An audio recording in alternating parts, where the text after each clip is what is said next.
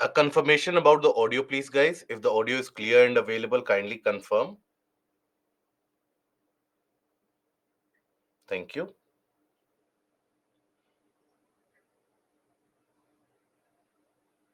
I'm doing good. Thank you.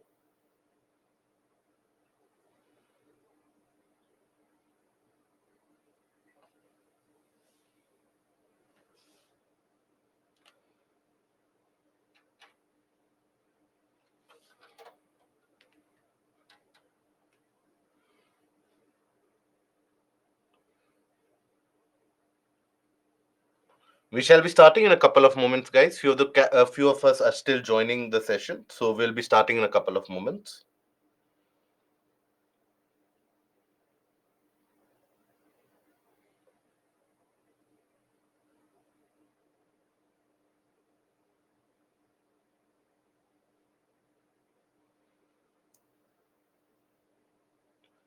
Nagraj, case studies are asked in only the portion of ethics, not in the portion of environment ecology. You don't have the case study type of questions. But do you mean some other type of question that you want to ask? Uh, Please be clear in that.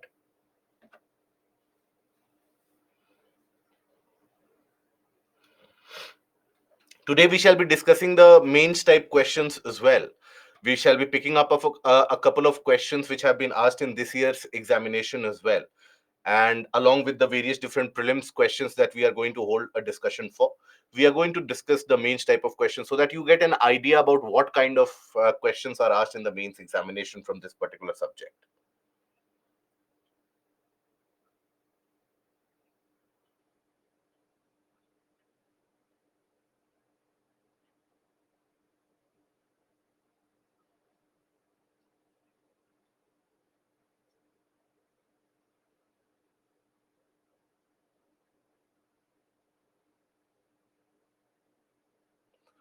Okay.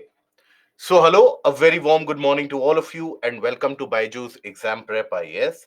Welcome to the last session for Environment and Ecology, where today not only shall we be wrapping up the entire discussion for the modules of the Environment and Ecology portion, but along with that, few of you have also sent up the questions for doubt clearance, and we shall be taking up few of those questions. Now, the questions which had been sent to us at IAS Live, those are the questions that we have picked up.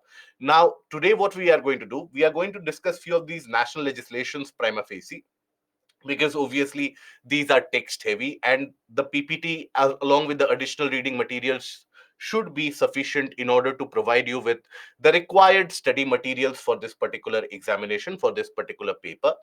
And then after that, the PYQs that we are going to hold a discussion for, we are going to discuss significant amount or a bulk amount of the prelims PYQs as well, the mains PYQs as well.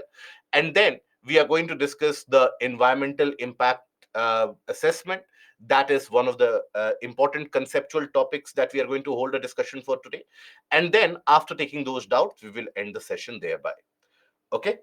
So till now, before we proceed, till now, any of the issues that you have found to be present, to be persistent in the portion, in the coverage of the syllabus till now, or if any of the areas are persistent where you are not comfortable with, or you might have the feeling at end it happens whenever you study any subject, always there is a feeling of inadequacy after a point of time, that whatever we are studying, is it enough for the examination? Is a particular area getting ignored? What I am studying, is any area there where I have to pay more focus on or more attention on beyond what has been taught in the class? So any of these anxieties which prevail, please do let me know. Okay. Yes, we will discuss the previous year question as well, Anshu. Okay, Madhur, we'll take a look into that. Any type of discomfort that you have in any portions, please let me know. Okay. Now, here, we had been discussing about the Wildlife Act yesterday when we ended the session. And before that, we have had a discussion about the various different international conventions, various different international organizations which are in place in order to combat the various issues posed due to climate. Also, various different organizations which are there in order to focus the attention on the aspect of environmental conservation, pollution, etc. We have taken a look at UNEP, WMO, IPCC, RED Plus. So, for example, RED Plus, we have seen that it can not only improve the condition of the forest, it can improve the amount of ecosystem services that we gain from forest, but it can also carry out poverty alleviation of the large section of the local community, because it is the local community which will benefit from the forest if it is conserved.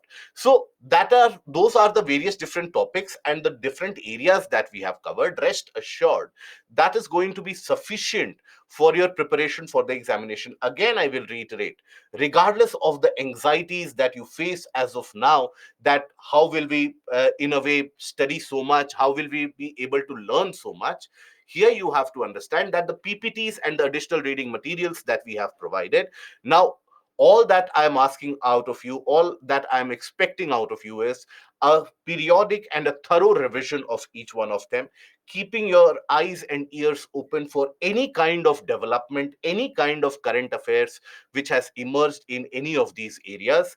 And then eventually, at the end of it, you will have a much better picture, much better clarity in terms of what the examination expects out of you. Okay. Now, can we supplement the PPTs with essentials of ecology book? You are free to do so. You are free to explore any book that you want, any kind of book that you want. You are always, I always tell this to all the candidates, that for any subject, if you want to explore a book, fair enough, and go ahead with the book as well. But while taking a look at the book, you always should have one thing in mind, that if I'm opening up a book, will I be able to revise this at least 5 to 7 times before the examination? If yes, fair enough. It is not going to harm you in the long run. But if you are going to open a book only once, then it is better not to confuse your mind. Okay? Ashutosh, I hope you are able to look at the larger picture. Okay. Now, coming to the Forest Act. Now, when we talk about the Forest Act, so here, first of all, the Forest Act was framed pre-independence in 1927, right? Now, the objective of the Forest Act, which was framed at that point of time, was very simple. It was basically to manage the timber and other forest resources which are present, right? So that there should not be an incessant exploitation of the forest resources, or an incessant cutting and felling of trees across the various parts of the country. Because you have to understand, by the early 1900s, it was already becoming very apparent across the entirety of the subcontinent that the vegetation is getting lost, right? And the fragmentation of habitat is already happening, due to which various different species, they had been facing threats of extinction from the 1900s itself. It was in this backdrop, mind you, that you had Jim Corbett establishing one of the first protected areas of the country in the form of the Haley National Park, which later became the Corbett Tiger Reserve eventually. So there was always a feeling in the 1900s that we need to conserve the forest. We need to ensure that enough amount of forest is not cut down.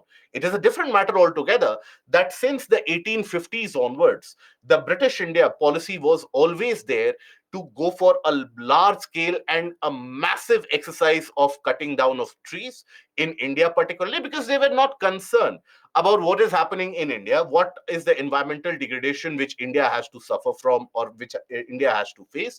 All they were concerned with is the amount of wood that they could extract.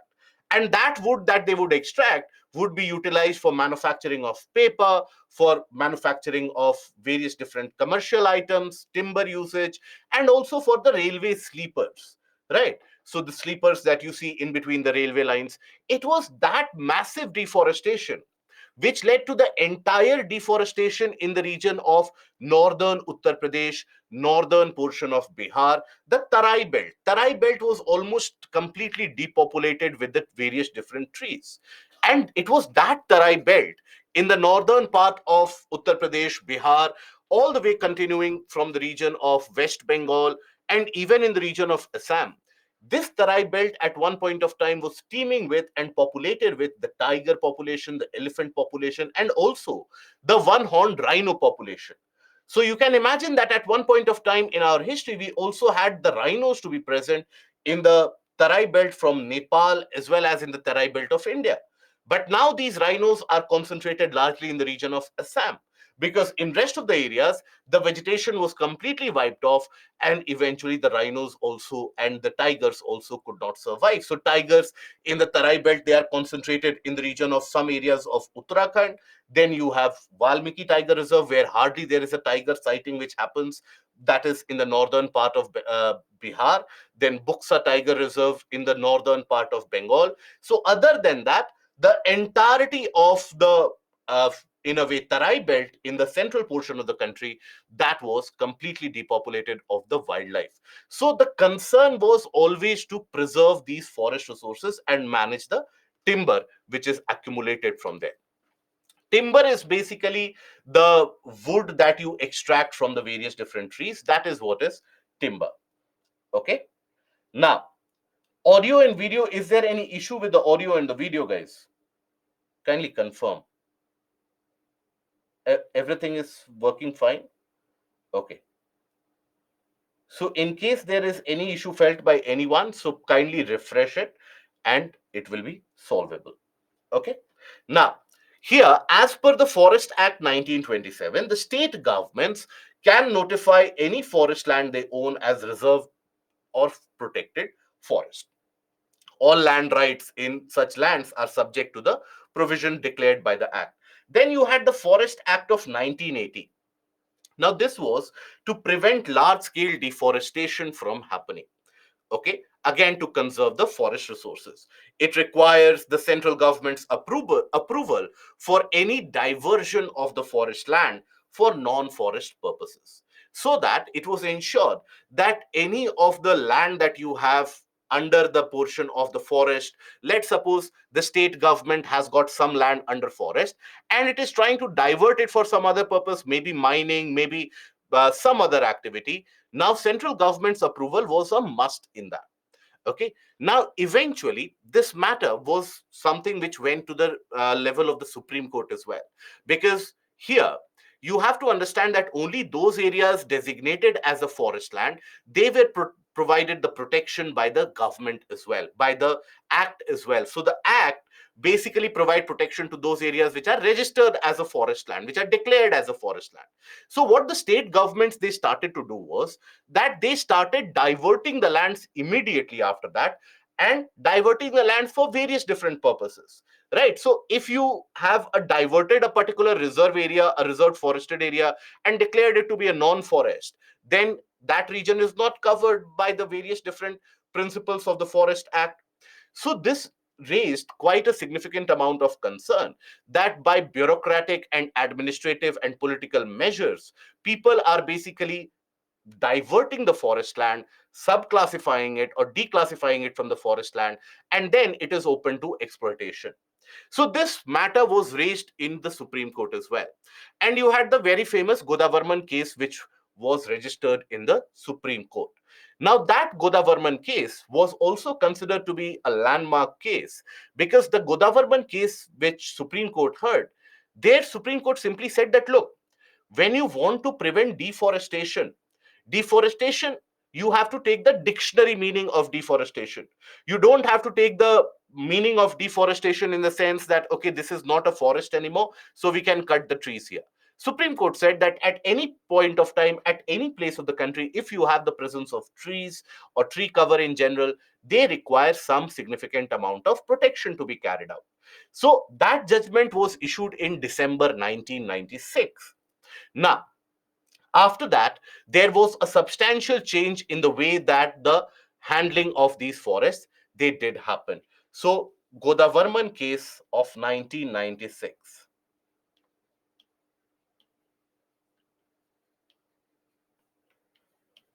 Case of 1996. In this, deforestation was talked about,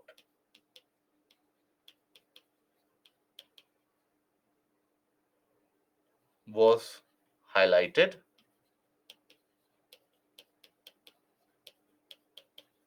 and in this, you also had the situation where Supreme Court held the principle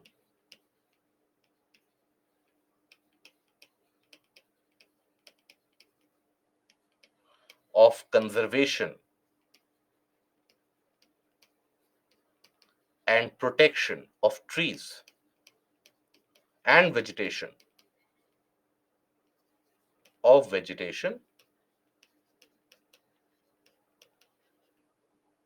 regardless of an area declared as a forest.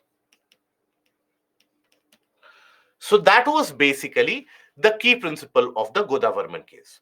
But it is because of this move that there had been a significant stringency in action as compared to the years prior to that, because now the state governments did not have enough laxity, they did not have that much leg room to carry out this massive scale of deforestation that would be very, very prominent, because they would always divert some or declassify some land that, okay, this is not no longer regarded as forest, now here we can carry out mining also, here we can carry out other purposes also. You have the private associations and the private players having a greater role to play, and there would be mafias which would operate. Mafias still operate, but not to the same extent as they would do earlier. So this is so in all, especially in all the eastern states, and also the mineral rich states. Now you will observe that the rise of the mining mafias that you observe, right? The mining mafias that you see in the state of Odisha, in the state of Jharkhand, in the state of Chhattisgarh, that is a significant proportion of people who have basically earned crores of money by basically carrying out illegal activities of mining, diversion of forest, trees, cutting of trees, etc. Now, that is where during the 80s, and in fact up till the 90s also, you have had substantial amount of people making a lot of money because of that. Nonetheless, we switch our focus onto the forest, the actual forest policy, which was released in 1988. Okay. Now, Shiri, does people indeed take any government approval or illegal intervention in the forest happens? So, as of now, the illegal intervention is something which is heavily regulated, but there is always a connivance that you observe between the forest officials as well as the, in fact, in few of the cases, the lawmakers as well, and the smuggling community as well. So that does happen in some scale, in some portions, but it is not as pervasive as it used to be earlier. Okay. Now, the National Forest Policy of 1988, that was passed in order to ensure that a greater amount of land area in the country is brought under forest or green cover. The aim of this was basically, when we talk about the aim, to increase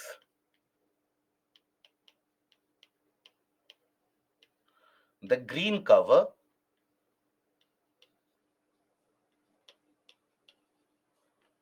in the country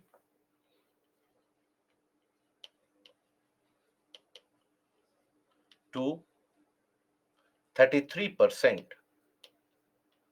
of the geographical area.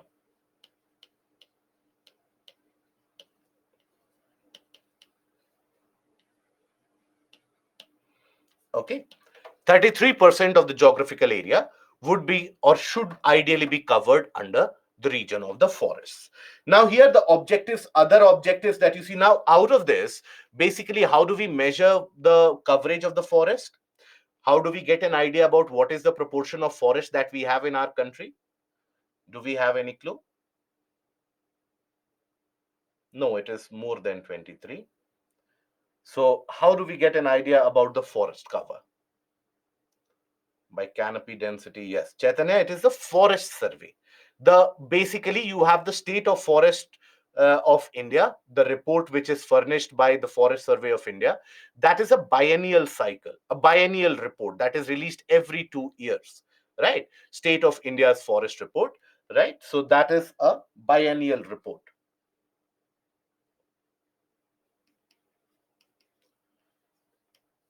State of India's forest report. This is furnished every 2 years.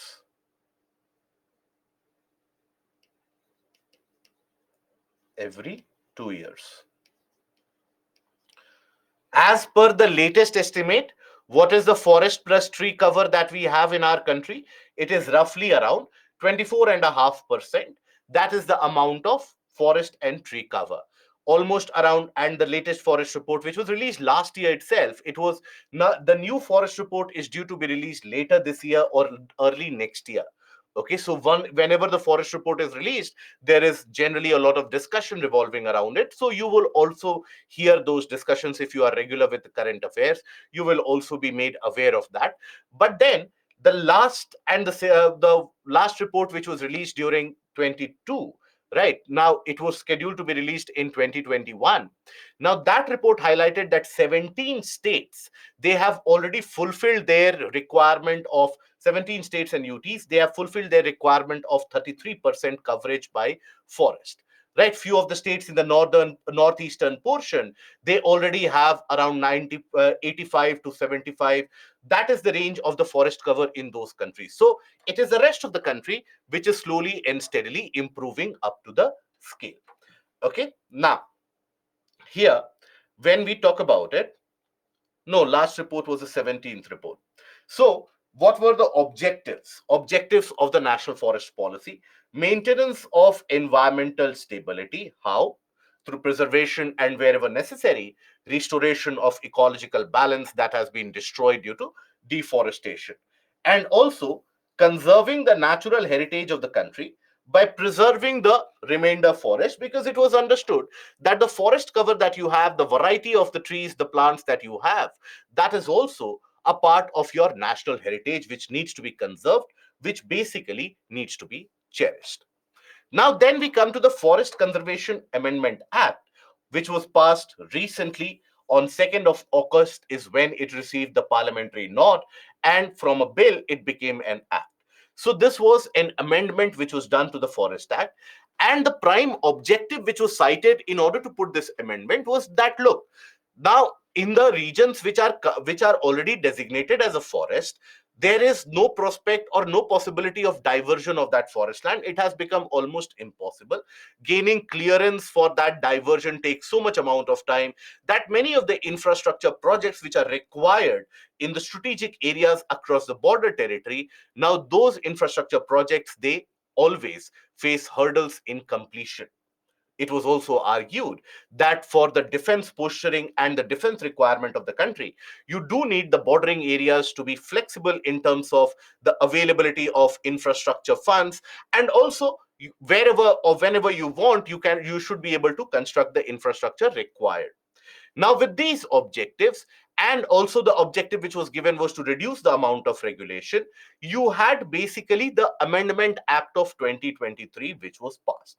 Now, let us take a look at few of the important features of the Amendment Act 2023. So here, first of all, it basically provides the omission of land in certain areas. So, for example, it basically amends the Forest Act to make it applicable to certain kind of land only. So these include land notified as a forest under the Indian Forest Act 1927, or in government records after the 1980 Act came into effect.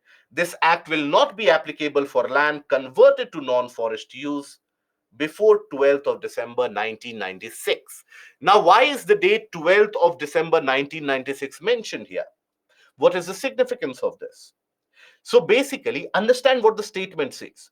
The act will not cover those land which have been converted into non-forest land before 1996, right?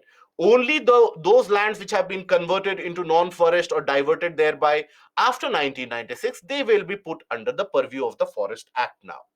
Now, what happened in December 1996 was the Godavarman case. The judgment came in, right? So that Godavarman judgment which came in, so before that, you had the easy diversion of this forest land for other purposes. After that, there was a difficulty, and after that, basically, it was monitored. So only the land diverted after 1996 for non-forest purposes would still be considered under the region under the act, which are coming under the purview of the act. Now, so this is the Godavarman case, Godavarman judgment.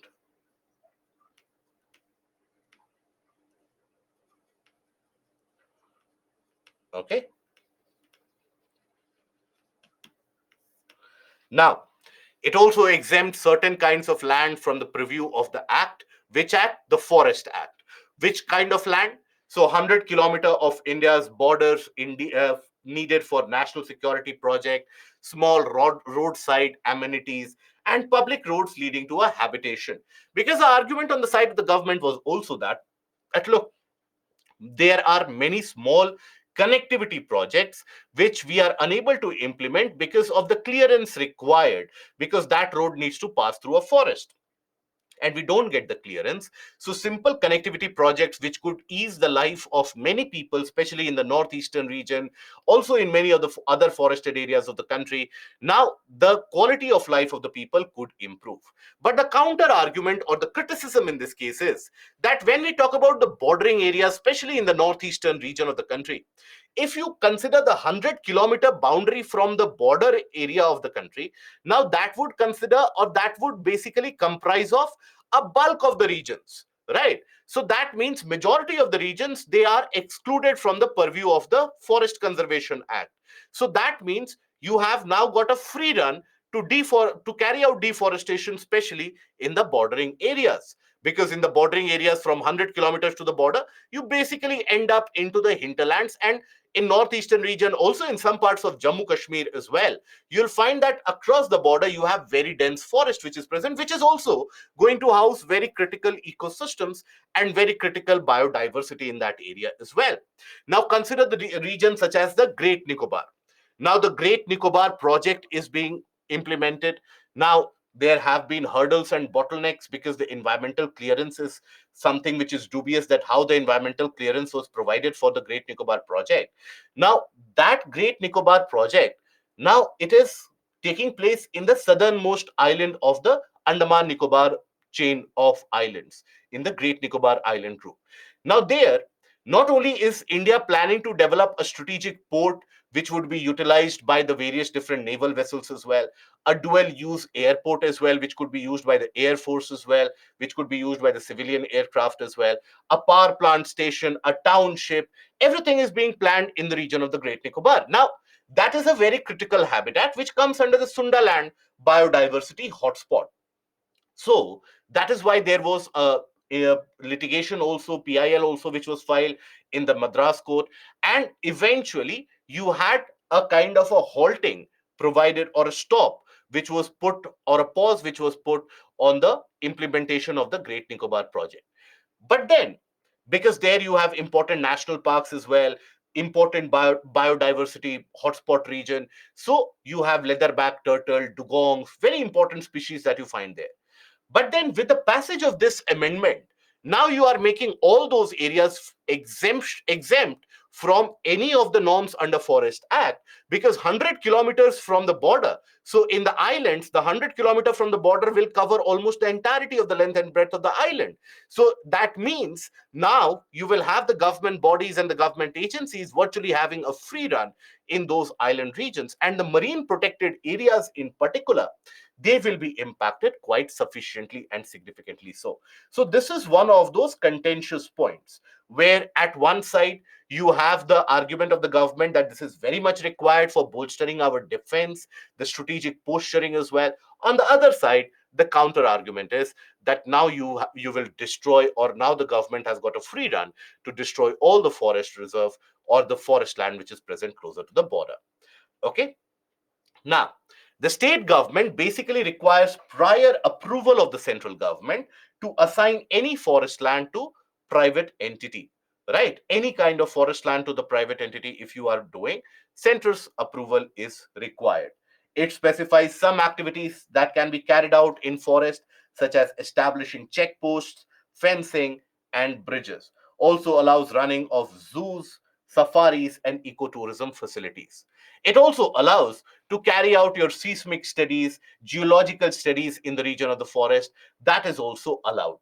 Now, here it is argued that these events, this will always end up tinkering and altering with the natural biodiversity, because you are in a way allowing for intervention in that area. For example, when we talk about running of zoos, so here the very normal logic tells us that, look, if you have a forest region, why do you need to have a zoo in between a forest? In the forest, let the animals live as they are. So why the clearance provided for establishment of zoos? So that hardly solves the purpose. So the exempted activities provided under the Amendment Act, that is also a point of contention. Okay, Abhishek, second point. Okay, so the second point basically is about exempting certain amount of land from the coverage or from the purview of the Forest Act 1980. Okay, so some amount of land, forested land, which will be exempted from the provisions of the Forest Act 1980. When I say exempted from the provisions of Forest Act 1980, basically I refer to the type of conservation measures that are required, the kind of approvals that are required, the kind of paperwork that is required, everything will be exempted in those lands. So basically, the lands notified under as a forest under the Indian Forest Act 1927, government records, in that government records, the land which has been designated as a forest land after 1980, those are the lands which will be still considered as a forest land. Okay, the other areas which have been diverted before 1996, etc., they will be exempted from the purview of this Forest Act and the conservation of the forest. Is that understood? Good.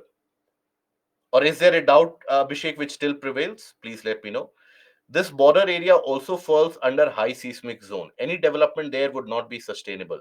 This would put lives in peril. How can this be justified? It is justified oftentimes in the, for example, very close to the border area. For example, the armed forces, they need to develop, let's suppose, an airfield.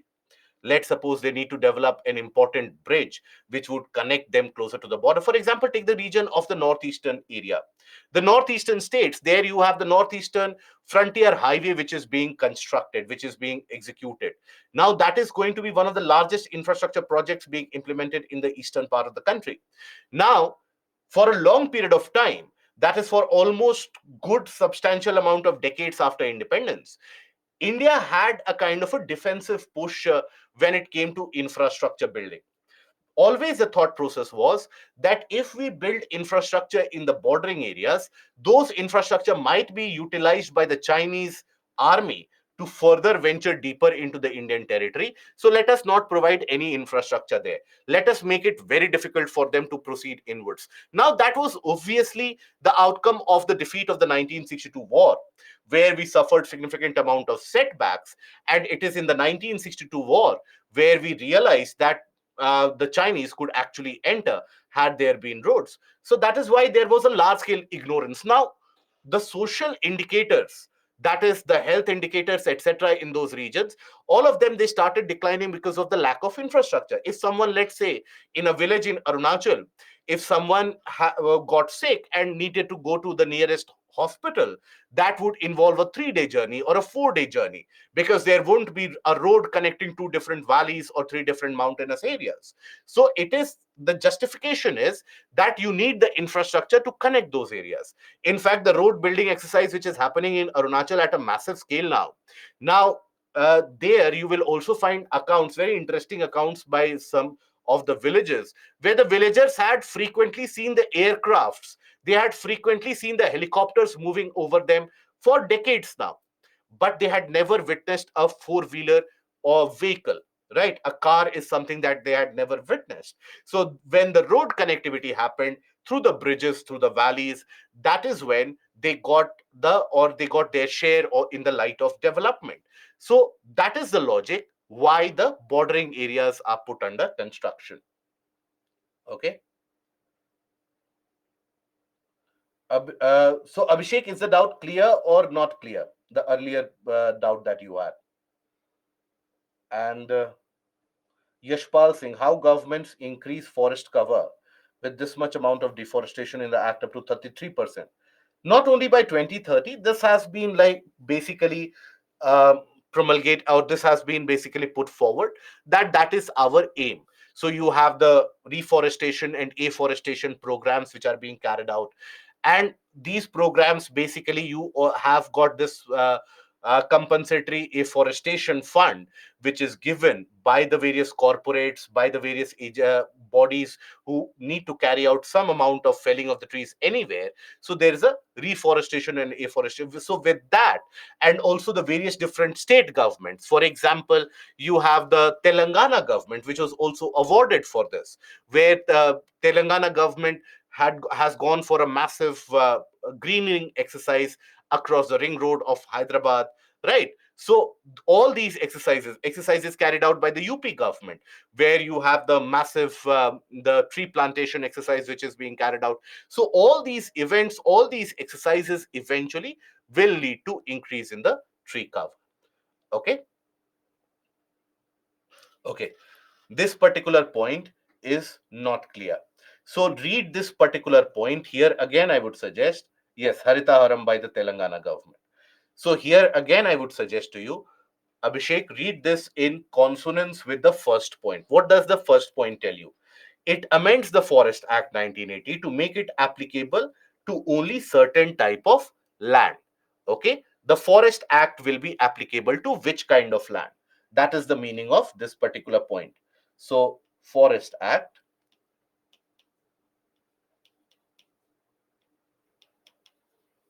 will be applicable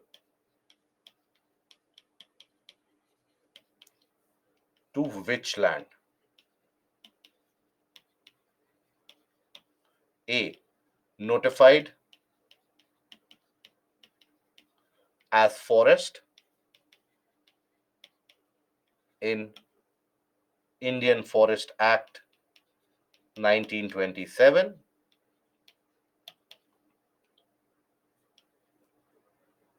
notified as forest as per Indian Forest Act 1980. Okay, these areas will be covered under the Forest Act. However, exemption exemption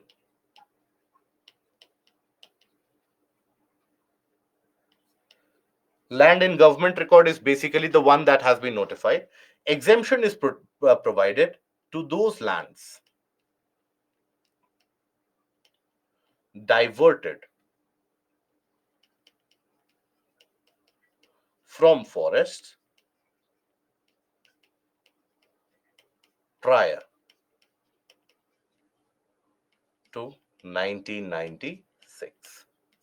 These areas have been provided an exemption from it, right? Because it is understood that many of these areas already the economic activities would be in full swing. Many of these areas, the economic activities would now have been completed. So there is no point to bring those under the Forest Conservation Act anymore. We can going ahead into the future. We will have the stringent measures to ensure that there is no such deforestation, diversion, etc., which is carried out easily. Okay, is that understood now? The second point, I hope that is understood now.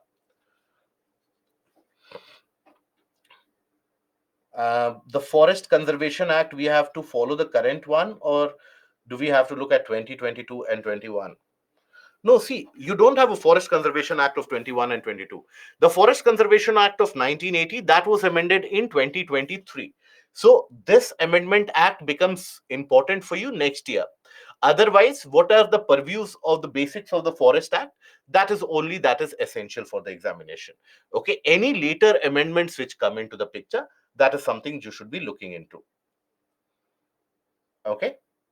Now, was the forest definition also changed recently to show the increase in forest cover? No, it is basically the density requirement of the forest that was basically altered or tinkered with, and it was the green cover where to indicate that increase. That is why now the data or the mechanism which is used to measure the forest cover, that has largely remained the same since 1987, and every time that there is a report released. Now the environmentalists, they always claim that there is a fudging of data.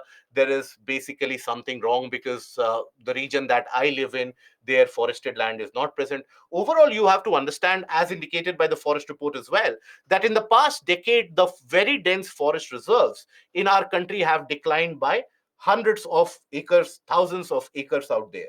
And moderately dense forest, or the open kind of forest, that is on the increase. Very dense forest, now if you cut down very dense forest, now in the process of, let's say, reforestation or afforestation, you cannot possibly recreate a evergreen forest out there. So what you will grow in the name of afforestation or reforestation program will be a kind of an open forest. Not many trees will be able to survive there as well. So that is why it is being said that because of that diversion which is happening, where we are considering only the overall quantity of the forest, we are not looking at the exact detailing of it. That is why you have the degradation in the quality of forest which is available for the wildlife. Okay. Now, with which method we declare the area as a forest area and how do we measure the area? So basically, you have to understand that any area with a significant amount of tree cover, with a significant amount of forest cover, or in the sense canopy density of the trees. Canopy is what? When we consider a particular tree, this is its canopy. So in any area greater than 1 hectare, where the canopy density is greater than 10%, ideally, that can be declared as a forest by the government. It can be notified as a forest land by the state government, or thereby, once it is notified as a forest land, then the provisions of the Forest Act will be applicable in this area. Okay, so the requirement is the minimum size of the region should be 1 hectare. And how do we measure the area of it? So you have land markers, you have the forest rangers who are always there. They know the inside out of the forest. They will even be able to pinpoint which particular kind of tree is present at how much depth of the forest. So they do know the exact aerial spread of it. And satellite data also helps us in calculating the geographical area which is under forest cover. Okay. Now, then we come back to the various different other acts. So you had the Environment Act 1986. Now, this Environment Act 1986 was a kind of a comprehensive act, and the purpose was to implement the decisions of the United Nations Conference on Human Environment, that is the Stockholm Conference. Okay, so the decisions taken at the Stockholm Conference in order to implement that, this was an overarching, because before this, the government had passed the Water Act in 1974. The government had already passed the Air Act in 1981 as well, but thereby to provide a comprehensive umbrella under which the CPCB was also empowered. It could take various different types of search and seizure measures as well. All those empowerment measures were provided as per the Environment Act 1986. Okay. Now, here, basically, the act is an umbrella for legislations designed to provide a framework for the central government coordination of the activities of previous central and the state authorities established under the Water and the Air Act. Now, here, if you will observe, it was the one of the first environmental legislation to give the central government authority to issue direct orders, including the orders to close, prohibit, or regulate any industry, operation, or process, or to stop or regulate the supply of electricity, water, or any of the services. So, just the case that we have studied earlier about the powers of CPCB, many of those powers were provided as a result of this Environment Act itself, right? So, here this is the empowerment of the central government, and the central government obviously will not send its minister out there to carry out the search and seizure. It will be sent through the CPCB. So CPCB is provided with that power. Now, it explicitly prohibits discharges of environmental pollutants in excess of prescribed regulatory norm. And how do we arrive at that prescribed norm? So that is basically arrived at by the State Pollution Control Board in consultation with the state government, that ends up providing or giving any kind of the norm, that this is the norm that you have to adhere to. There is also a specific prohibition against handling hazardous substances except those in compliance with the regulatory procedures and standards of the International Convention. So this was basically to keep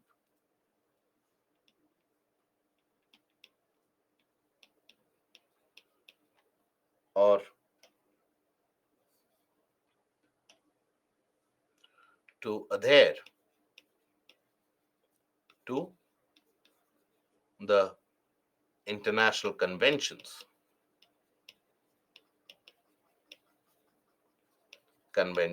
on pollution and pollutant control. Okay. This Environment Act also provides immunity to the officers who have taken a particular decision under the purview of the Act. So let's suppose, as a forest officer or as an as an officer working in the CPCB, etc. Let's suppose you go out there and you find a factory which is employing 10,000 people or 5,000 people, and you find that that particular factory is polluting, it is not sticking to the norm. Now, if you order the shutdown of that particular industry, immediately 5,000 people will be unemployed, right? Now, it might happen that one of them might, due to the hard conditions or hardships, they might end up suing you in the court. They might file a litigation against you in the court that, look, it is because of this particular officer that my life has been destroyed.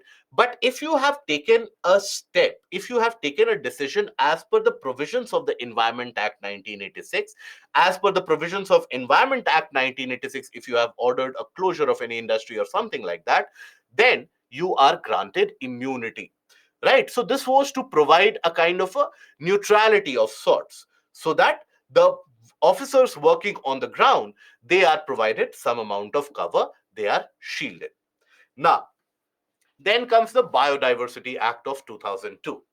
Now, this was passed in order to keep in mind or keep as per the demands of the CBD, the Convention on Biological Diversity.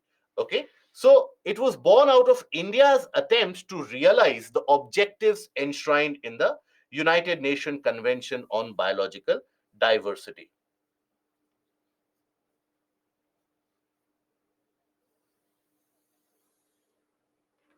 Okay, that was the prime purpose. That is why earlier also, while we were studying about Convention on Biological Diversity, if you recall, we had discussed at that point of time that the Biodiversity Act of 2002 has the same objectives as that you will observe in the case of CBD. It has got the same objectives. What it does is it establishes biodiversity authority at the national level, the National Biodiversity Authority, the State Biodiversity Authority, and the Biodiversity Management Committees at the district level. So it establishes a three-tier organizational structure in order to provide clearances, in order to seek clearances, and so on. So, what are the basic objectives? Conservation of biological diversity. Okay, conservation of biological diversity. Then the second objective is sustainable use of its components, and the third objective is fair and equitable sharing of benefits arising out of the use of biological resources, knowledge, and matters which are connected to biodiversity.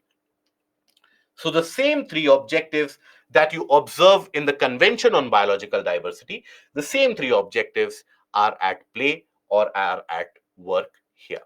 Okay, now, but the post and pollution control boards are creamy ones. That is true. And also, but more than that, the more creamy post is that of a forest officer. So when you get into the forest services, and especially the areas where the forests are in our country, you have certain areas where the forest services, they are given much more amount of respect as compared to an IS officer as well. So if you are designated or if you are posted in those areas, if you get those cadre, then obviously if you want to earn money, there is no end to it. right? You will hear about some very good forest officers out there who have basically virtually put an end to smuggling in the region, who have put an end to poaching in the region. But you will also hear multiple stories from your seniors or your colleagues who have entered the services, that particularly in the states such as, when you talk about Odisha, Chhattisgarh, when you talk about some portions of Madhya Pradesh, Karnataka, Tamil Nadu. Now, in these areas, the forest officer role is quite prestigious one, especially Karnataka, Tamil Nadu, Kerala. Now, that is where, when you have a lot of power, you have a lot of things at stake as well, right? So, one of the good postings is, if as a forest officer, one of the good cadres that you will get is Chhattisgarh. So, while you are deciding for the cadres, and while you are basically, if you are going to appear for the forest services examination, it is a good job. It is a very good job. In the initial days, you will be paid higher than the IS officers as well. You will be handled by the Ministry of Environment. So it is a good and a luxurious job which still prevails, which is still very much a remnant of the British era. Now, there, in the case of the Chhattisgarh cadre, if you get that, then the upward mobility in terms of promotion, as well as when you observe the cross utilization of the forest officers. Now, the in Chhattisgarh as a state, you will find that the forest officers, they have been basically promoted at the level of secretary and additional secretary in other departments as well. Not at all related with environment or forest. They have been put in charge of those departments as well. So you have a cross mobilization also which happens in Chhattisgarh. So when the time comes to decide a cadre for that, either select the three states in the south, that is Karnataka, Tamil Nadu, Kerala, because of the prestige involved, because of the role involved, because of the forest land involved, or Chhattisgarh is a good bet. Okay. Now, Fukushima nuclear waste controversies against this Environment Act. But then, my dear friend, Environment Protection Act, why will it be applicable to Japan? Think about it. Environment Protection Act, which is passed in India, why will Japan give two pennies to the aspect of what is that Environmental Conservation Act? So something which is happening in Japan. So there you don't have the legislation of the forest of the Environment Act covering that particular portion. Okay, but Forest Service, we need medical studies? Absolutely not. Absolutely not. You need a science background though. In majority of the cases, you need a science background. Now, the salient features of the Biodiversity Act. So, the main intent of the legislation is to protect the biodiversity as indicated by the Convention on Biological Diversity as well. Now, it provides for the setting up of the National Biodiversity Authority, state biodiversity boards, and biodiversity management committee in the local bodies. So, a three-tiered organizational structure.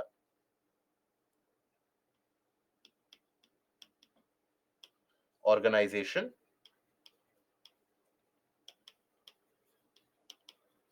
structure.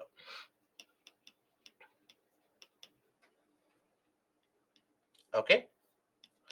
Now, all foreign nationals or organizations, they require prior approval of National Biodiversity Authority for obtaining biological resources and associated knowledge for any purpose, right? Even the Indian individual entities require approval of National Biodiversity Authority for transferring results of research with respect to any of the biodiversity resource. Now, why is this required?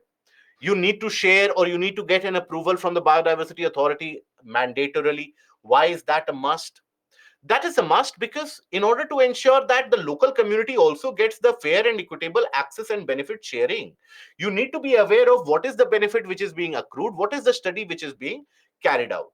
So this is very much with the provisions keeping with the Nagoya Protocol. Okay, the requirement of the Nagoya Protocol in order to ensure that the local community also benefits in the long run. That is why this is chiefly carried out. Okay. Now, then we come to the portion of CRZ, or the Coastal Regulation Zone. Now, when we talk about CRZ, now across the coastal areas, now that is a very critical ecosystem, that is a critical habitat. Why? Because across the coastline, you will find the presence of an ecotone as well. from the water body to the land area, terrestrial area, sandy beaches, you'll find an ecotone where many of the critical components of biodiversity, they come there. For example, the turtles, in order to lay their eggs, right, the nesting exercise that they carry out in these particular beaches out there. So these CRZ, the coastal regulation zone, was brought in, was implemented in order to bring about some amount of regulation about coastal construction, because coastal construction can be very polluting. It was initiated in 1991, and the powers of designating and the regulations made for the coastal regulation zone, those powers were derived from the Environment Act. Okay, so the powers were derived from the Environment Act 1986 itself. Now, here, the according to the notification, the coastal land up to 500 meters from the high tide line and the state of 100 meters across the banks of the creeks, estuaries, rivers, etc., all of that are in the region of the coastal regulation zone. Now, what do we mean by that? So let's suppose here you have the coastal area. Now, in the coastal area, you would have observed you will have many such creeks, small rivers, estuaries, etc., which do flow through, right? Any of the coastal state that you go to, you'll find that. So, if suppose this is land, this is land, this is sea. So, 500 meters from here, 100 meters from here, they are considered to be critical for the survivability of the species out there. So they are the ones which are covered under the provisions of the CRZ. Now, earlier you had the CRZ norm basically, which was of 2011, the CRZ norm of 2011. What it did was it divided the various different regions into the CRZ1A, then you, or CRZ1, then you had CRZ2, CRZ3, CRZ4. Now, these allowed for a differential form of regulation that needed to be carried out in each of these areas. For example, if you take a look at it, observe the pattern here. Okay, high tide line, low tide line, we had discussed yesterday as well. Okay, nonetheless, let me tell you again. So, when you have this particular coastal area, let's suppose this is the normal level of the seawater. During high tide, the seawater comes up till this level. During low tide, the water level comes up to this level. This will be regarded as the high tide line. This will be regarded as the low tide line. And this portion, this stretch between the high tide and the low tide line, this is regarded as the intertidal zone.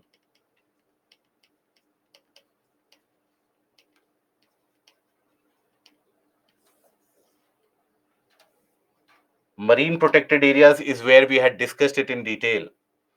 So, and that was not a long time back. So here, so as per the CRZ norms 2011, here you had a pattern where CRZ1 would be eco-sensitive and intertidal areas, and CRZ1 here, basically certain activities would only certain activities would be allowed.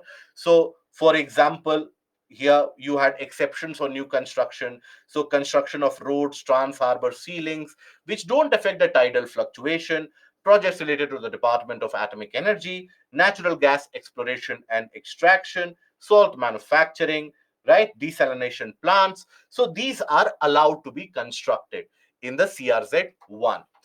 These were allowed to be constructed. CRZ2, areas which had been developed closer to the shore. CRZ3 would cover generally the populated areas, right? They are relatively undisturbed. They do not fall under 1 and 2. CRZ4 would basically be the in the water stretch, that is the 12 nautical miles extending, that is the territorial waters that you have, right? So area between the low tide line and 12 nautical miles into the sea. Now in CRZ4, there no restriction on traditional fishing.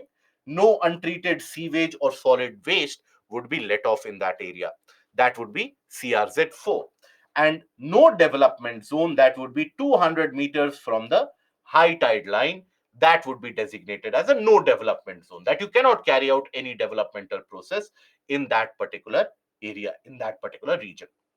Now, this particular norm was followed for a long period of time, but then uh, lately it was also these norms were also used. They were also basically used as a reference for various different litigations which had been filed against the central and the state governments for the different infrastructural projects being carried out across the coastal areas. You have to understand that for some of the coastal areas such as Mumbai, you need the reclamation of the land to be carried on, right, in order to have the city also be able to breathe. Otherwise, all of you would have followed the national headlines about the how choked the city of Bangalore became recently, that is a couple of days back, where people would be stuck in traffic for many hours out there. Now that reduces the city's productivity.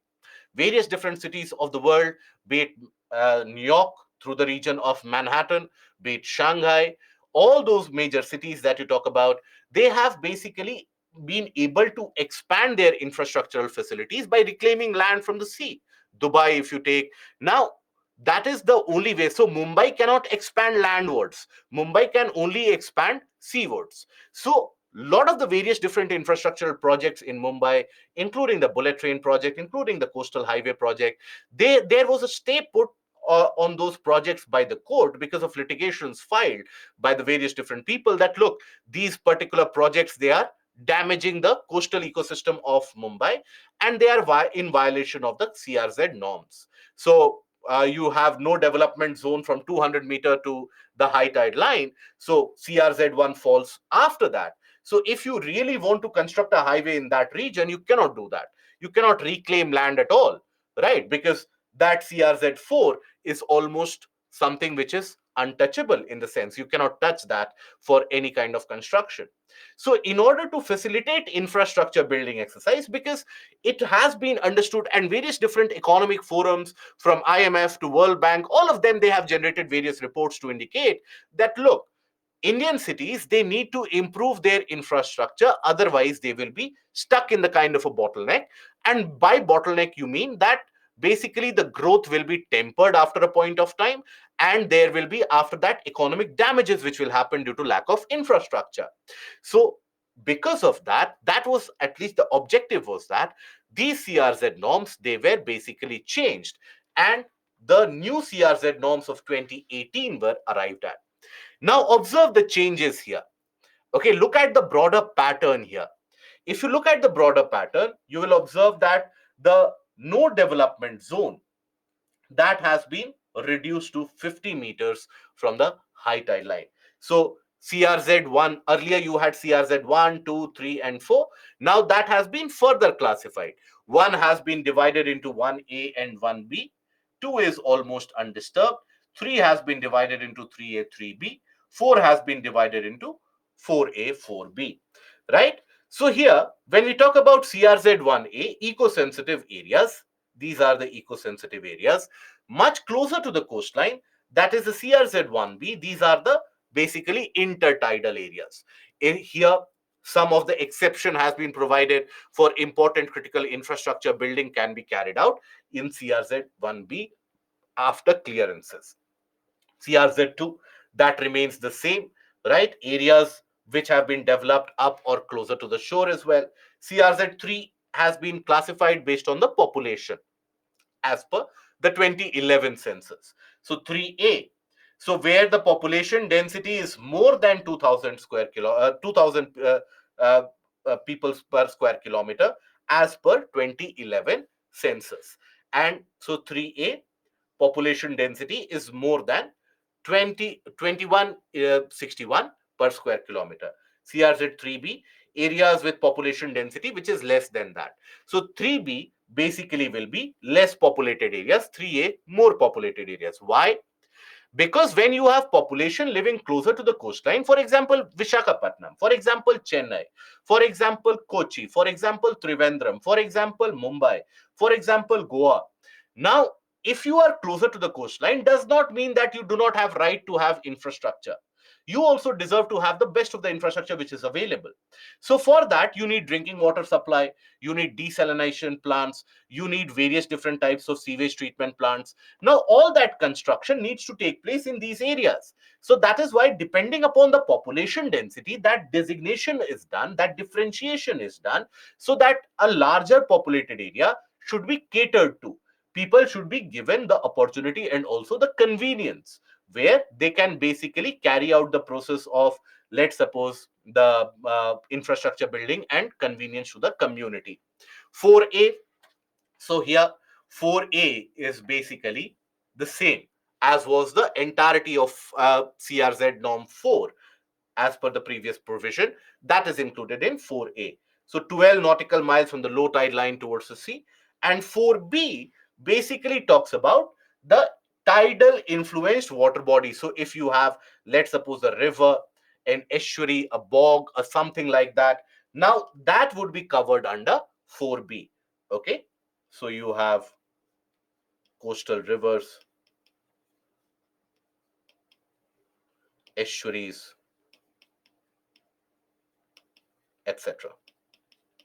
So that is basically covered under the portion of 4B, right? So here, in a way, protection has also been provided into those particular intertidal areas and the regions which are coming inland. Then you have the NDZ, that is the no development zone, which earlier extended for 200 meters from the high tide line. That has been altered depending upon the population. So in populated areas which come under the 3A, where the population density is very high, so there the no development zone has been restricted to 50 meters from high tide line, right? So 50 meters from high tide line in CRZ3 areas and 200 meters in CRZ3B areas. Now, that tells you that there is a kind of a flexibility which has been provided. Depending upon the requirements of the community, such kind of infrastructure building can be carried out. Now, these are the positives. These are the positive benefit outcomes of this. But there is also a substantial amount of negative associated. What is the negative associated? So basically, in the name of, in a way, ensuring infrastructure construction, when the government has diluted the requirement of the CRZ norms, that has also been utilized by many of the various different private players as well, in order to carry out construction activities in the coastal areas without much of a penance, without much of a difficulty. Now, this always puts into danger the critical coastal community, the critical coastal ecosystem, because that is where the conditions of an ecotone persist. If you pollute the coastal region, then the survivability of the species in that region becomes absolutely difficult. And we have been observing that many areas across the coastline are now freely being diverted after the CRZ norms 2018 was published, after these were basically, in a way, made public. So that there is a flip side to it, there is a positive to it as well. For any topic, for any issue out there, always you should be able to look at both sides of the argument. Okay. And you should have the ability to represent both sides of the argument in the paper that also that you are writing. Okay. CRZ4 is recognized the continental slope of those areas. Mostly all the CRZ4 will be within the continental shelf itself, right? Continental shelf in our coastline is not less than 12 nautical miles. It is significantly more than that. So it is included in the shelf area itself. Okay. So now let us tackle some of the previous year questions, and then we will come to the environmental impact assessment norms out there. Would such development be vulnerable to storm surges? Absolutely yes, Deepika. They would be. Okay. So let's take some of the questions here. What is Rio Plus 20 conference often mentioned in news known for? It is a United Nations conference on sustainable development. It is a ministerial meeting of the World Trade Organization. It is a conference of Intergovernmental Panel on Climate Change. It is a conference of the member countries of Convention on Biological Diversity. For which of them do you have the Rio Plus 20 conference? Yes, Ashub, the previous PYQs from which were remaining from module 6, those also we have picked it up. Those also we'll discuss today.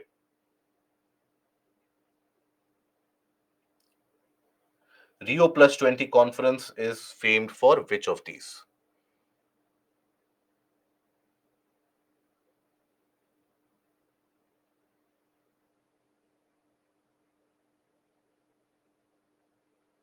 Correct. So it is here that sustainable development was discussed in quite a significant detail, right? Rio Plus 20 happened when? It happened 20 years after the Rio summit, that is in 2002. And here, nuances of the, and this was also referred to as the Conference of Sustainable Development, because here two key components of sustainable development, that is establishing a green economy, devising an institutional framework, and the three pillars of sustainable development, that is economic development, social development, and environmental protection, those were talked about. Okay, then biological oxygen demand is a standard criterion for. So we will put here 15 seconds. I think that should be enough. So measuring oxygen levels in blood, computing oxygen levels in forest ecosystem, pollution assay in aquatic ecosystems, assessing oxygen levels in high altitude region. What is biological oxygen demand?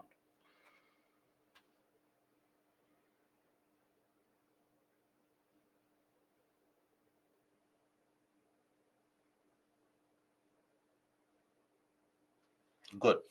So it is the measure of the amount of pollution which is observed in the aquatic ecosystem, and BOD is always lesser than the chemical oxygen demand of a region. Now, if you want to see gharials in their natural habitat, which one of the following is the best place to visit to visit the gharials? Here also 15 seconds should be sufficient. By the way, Deepor Beel is also a wetland in Assam. Deepor Beel that you see, it is a large wetland in the region of Assam. Yes, correct. Good. So the correct answer is Chambal River. That is where you find gharials. But at one point of time, gharials were also to be present in the region of Mahanadi, Brahmaputra, and Odisha and Assam government. They have brought about plan incentives for repopulating these regions with the gharials again. Now, in India, if a species of tortoise is declared to be protected under Schedule 1 of Wildlife Act 1972, what does it imply? It enjoys the same level of protection as a tiger. It no longer exists in the wild. A few individuals are under captive protection, and it is not impossible, or it is impossible to prevent its extinction, right? It is endemic to a particular region of India, or both B and C stated above are correct in this context. So if I will give 30 seconds for this. So if a species of tortoise is declared protected under Schedule 1, what does that mean? Good.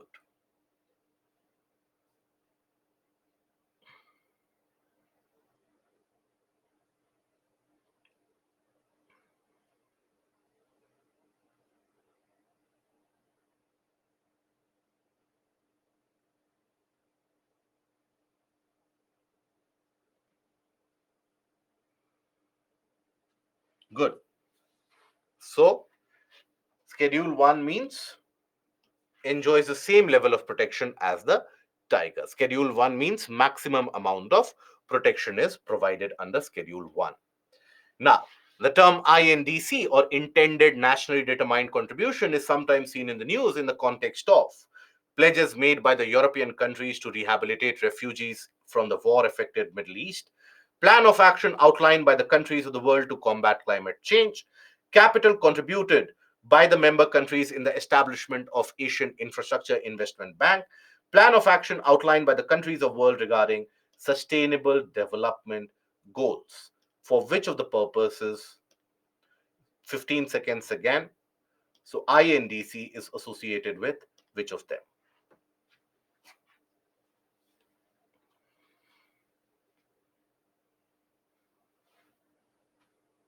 Correct.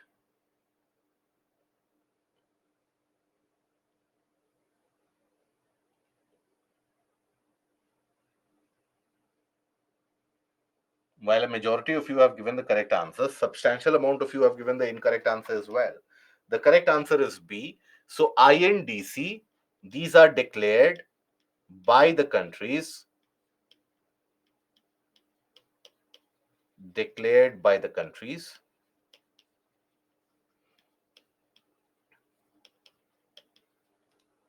as a part of commitments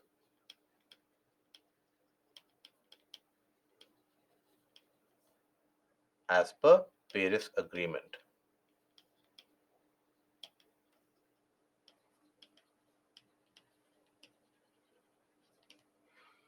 Okay. Now, which of the following statements is or are correct? Proper design and effective implementation of UN Red Plus program can significantly contribute to protection of biodiversity, resilience of forest ecosystem, and poverty reduction. So, what are the purposes or objectives of UN Red Plus?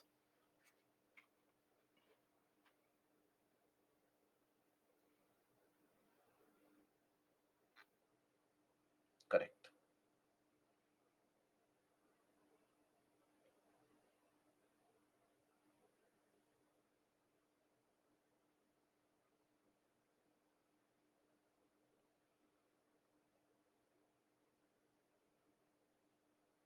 We have discussed this in the class multiple times. Okay, so majority of you have given the incorrect answer this time. The correct answer is D, that is 1, 2, and 3. Because as I told you, that when you reduce the rate of deforestation and in Red Plus, when you have the local community being made a part of the conservation mechanism, then obviously that will lead to sustainability, that will lead to poverty alleviation as well, because you will get some of the forest resources for your purposes as well. Okay, so the correct answer is going to be D here. Now, with reference to Agenda 21, sometimes seen in the news, consider the following statements. Now, all of these are based on the current affairs of those years. With reference to Agenda 21, consider the following statements. It is a global action plan for sustainable development. It originated in the World Summit on Sustainable Development held in Johannesburg in 2002. Which of the statements given above is or are correct?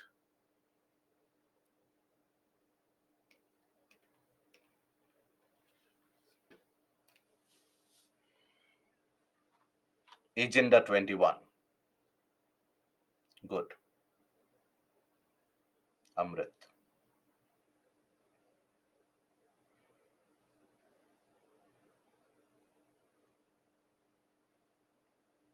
Vanshika correct. Chaitanya Prince correct. Vanshika incorrect. Anshu correct. Madhur correct. Good. So here it is a kind of a global action plan for sustainable development. When was this introduced? It was amongst the three documents which was released at the Rio Summit 1992. So this was an outcome of the Rio Summit 1992. Okay. Amongst the three documents, that is the Forest Principle, the Rio Declaration, and Agenda 21. These were the three documents which were released. Now, this was again a part of the current affairs. Gadgil Committee report and the Kasturi Rangam Committee report, sometimes seen in the news, are related to. Let's see if we have heard of this. Majority of us generally would have heard of this. So this is associated with what? Yes, correct. Ilma, Madhur, Vanshika, good. Amrit.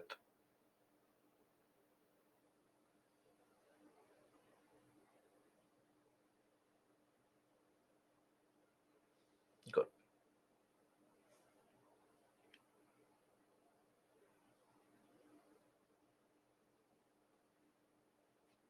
So most of us are aware of this. That is a good sign.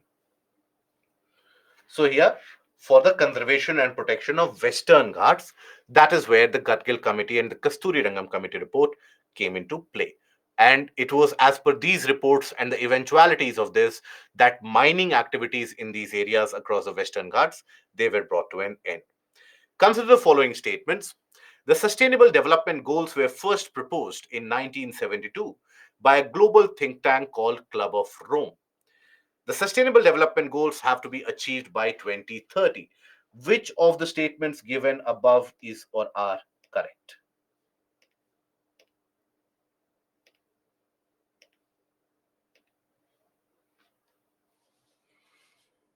Yes.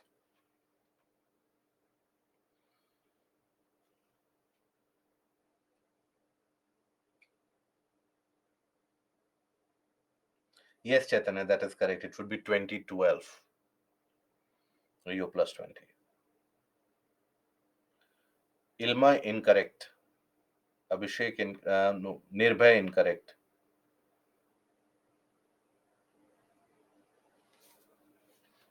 So the correct answer in this case is B2 only.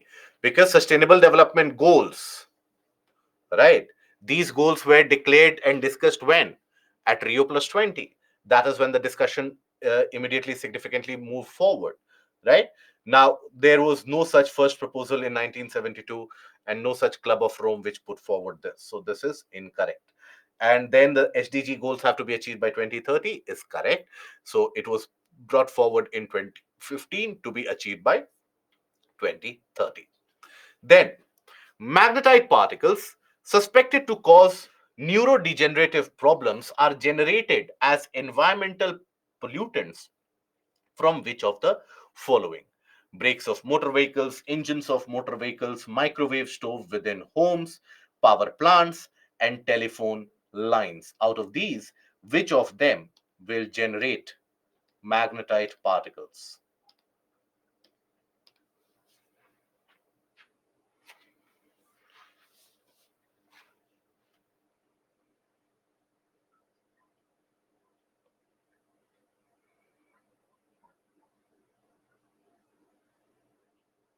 Elma incorrect. Abrit correct. Prince correct.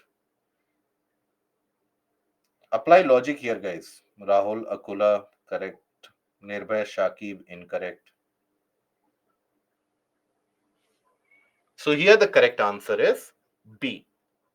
1, 2, and 4. Because think about it, magnetite is what? When we talk about magnetite, what is magnetite? Have you heard about the term magnetite here? Yes. It is basically an iron ore, one of the purest forms of iron ore. Now, if the telephone lines could generate iron ore as a consequence of it, then basically you need not go for any amount of iron ore mining at the end of it. Simply connect all the areas by telephone lines. So if you now these were the years when the elimination method still stood golden, right? This was a question which was asked in 2021. So here 5 was the eliminating point. If you could eliminate 5, you could reach the answer very easily. But again, UPSC now has denied the candidates this particular benefit. In case of which of the following biogeochemical cycles, the weathering of rocks is the main source for the release of nutrients to enter the cycle? Weathering of rocks becoming the main source. 15 seconds is what you require in this at max.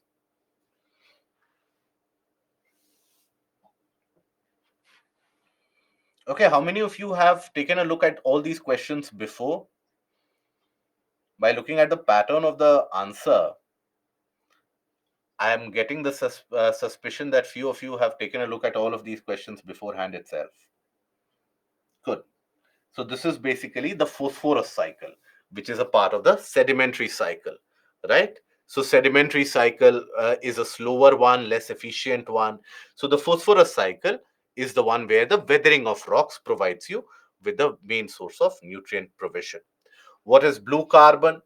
Carbon captured by oceans and coastal ecosystems, carbon sequestered in forest biomes and agricultural soils, carbon contained in petroleum and natural gas, and carbon present in atmosphere.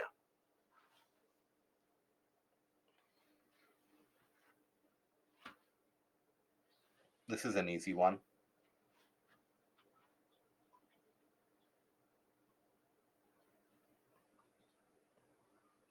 Good. Almost all of you have given the correct answer. Carbon captured by oceans and coastal ecosystem. Which of the following are the reasons or factors for exposure to benzene pollution? Automobile exhaust, tobacco smoke, wood burning, using varnished wooden furniture, using products made of polyurethane. So, which of these can lead to benzene pollution?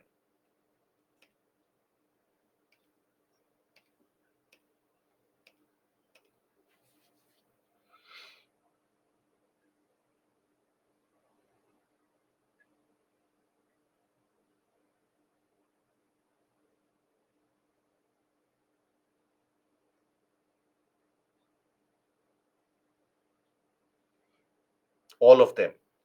All of them can lead to the exposure to benzene pollution here. Okay, indoor and outdoor pollution, both of them can be caused by benzene. Lichens, which are capable of initiating ecological succession even on a bare rock, are actually a symbiotic association of algae and bacteria, algae and fungi, bacteria and fungi and mosses.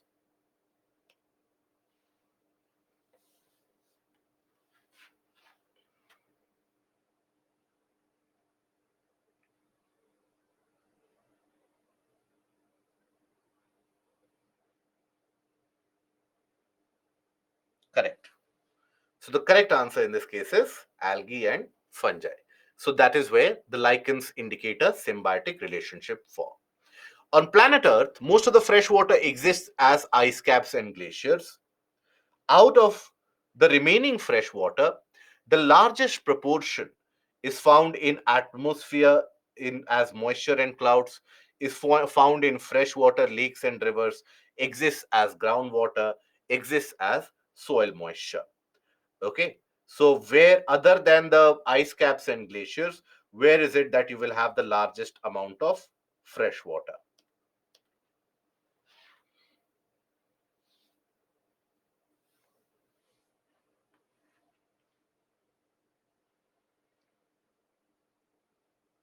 Prince wrong. And Ilma, I'm facing difficulty in the question where it is specific, like benzene question. So, yes, there will be some one or two questions like that, but there also just apply your logic there that benzene pollution can be created. So, it is an outdoor pollution as well, indoor pollution as well. Now, benzene becomes a kind of a solvent. It is also a part of the volatile organic compound. So, that volatile organic compound will be released from which areas? So, that is how you can arrive at it. So, the best that you can do there is application of logic. So, here the correct answer is it exists as groundwater. We have looked at the chart as well that almost 30% of the fresh water is groundwater, almost 69% is ice caps and glaciers. 0.4% is what constitutes of all the rivers, all the lakes out there. That is only 0.4%. So the correct answer is C. In the grasslands, trees do not replace the grasses as a part of an ecological succession because of insects and fungi, limited sunlight and paucity of nutrients, water limits and fire, none of the above.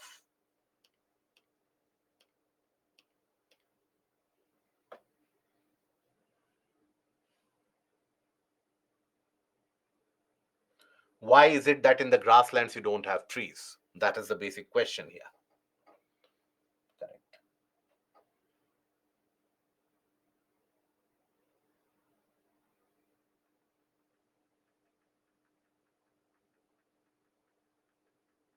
Good.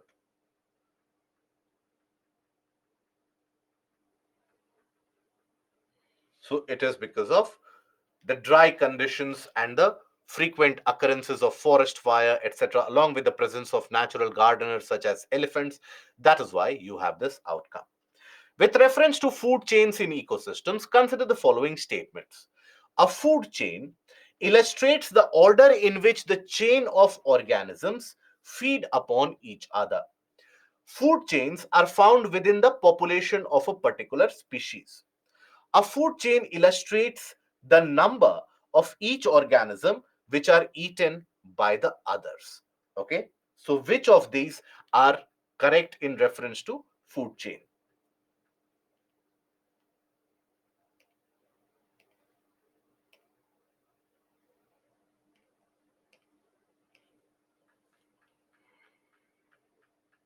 Yes, Subhash, correct.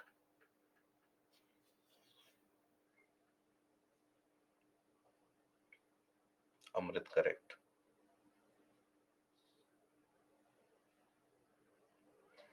Rahul, Madhur, Vanchika, incorrect. Shakib, incorrect. Akula, correct.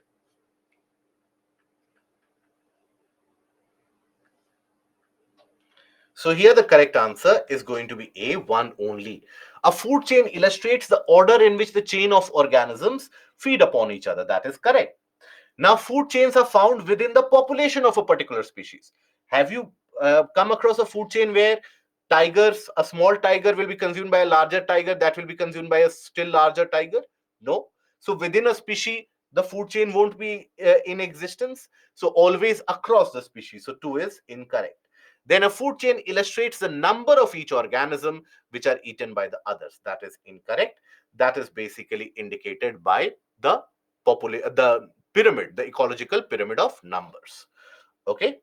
Now, then after that, this is a question that we have already discussed. So, acid rain is caused by the pollution of environment by which of these? So, here we have already discussed this question earlier. So, nitrous oxide and sulfur dioxide. This is where I told you that UPSC has repeated this question twice. So, the correct answer is D in this case. Okay, which of the following terms describes not only the physical space occupied by an organism, but also its functional role in the community of organisms?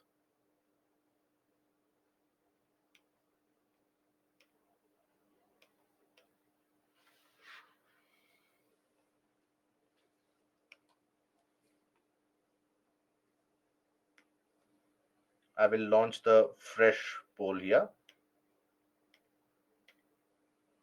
15 seconds I will give you.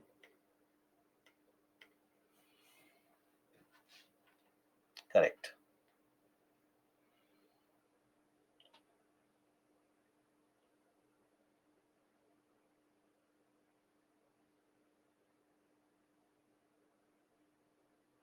So here it is ecological niche.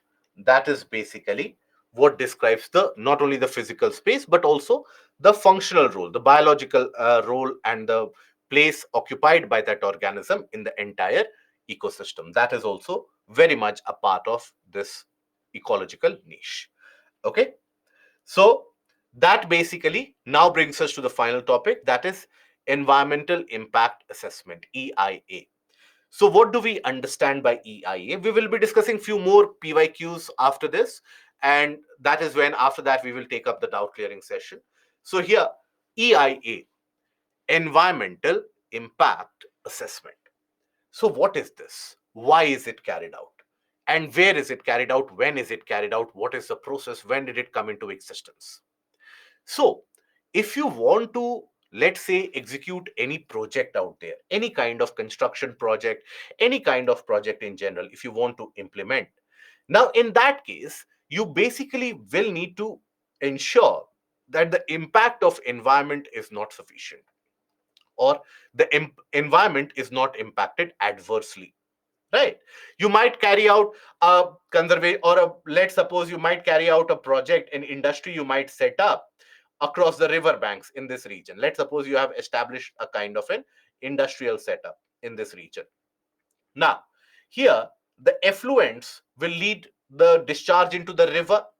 Now if let's suppose you have a forested area 14 kilometers 15 kilometers down the line, now does not mean if this area is okay to construct, you can go ahead with the construction, because the discharge can end up impacting the species living in the forest area as well. So that is why you need to go for a kind of an environment impact assessment. You need to assess that the project that you are going to implement, is there going to be an impact on this at the environmental functional level or not. So that is the main purpose of it. What is its genesis? Where did it originate from? So it originated in the 70s itself. Basically, the United States introduced EIA through the NEPA, right? The NEPA, that is the National Environment Policy Act. Through that, United States introduced it. Then late 1970s and early 1980s, that is when the awareness about this started increasing across the world. Across the world, people got to know that, okay, this is the measure, this is the standard that we need to carry out, we need to follow. So the EIA guidelines became more formalized. Developing nations also started introducing. So you had nations such as Philippines, you had all these nations, they started considering the aspect of EIA norms. And by mid 1980s, World Bank establishes the EIA requirements, and spread of EIA process in India also started happening. It was in the 1990s when India formally adopted EIA. So it has been a long churn. And after that, now we have the provision of EIA which is required. Now, this EIA which is carried out and the processes which are followed in this, that gains its legitimacy again from the Environment Act 1986. Environment Act 1986. Right? That is where the legitimacy is gained from. Now, this EIA, how is it carried out? So basically understand the process and then we'll go ahead with the flowchart, etc. The process is, first of all, you have to analyze that the project which is you are trying to implement, which you are going to implement, what is the impact that it will have. You carry out those particular studies. Now, certain projects, they are exempted. For example, you all have projects such as, let's suppose when we talk about the projects of national defense, of critical infrastructure, you need not carry out the EIA because these have been exempted from the requirements.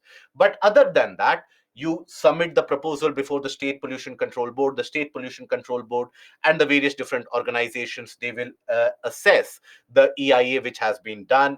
Now, it will be open to the public as well to hear the public's opinion about whether they have an issue with any of these particular projects being implemented. So, a public hearing is also organized. Then, after that, any changes the committee recommends, the final project has to either include the changes, or the committee can give approval to the project, or the committee can simply bypass it. So that is the crux of EIA. The objective of it: identifying, predicting, and evaluating economic, environmental, and social impacts of developmental activities, providing information on the environmental consequences for decision making purposes, right?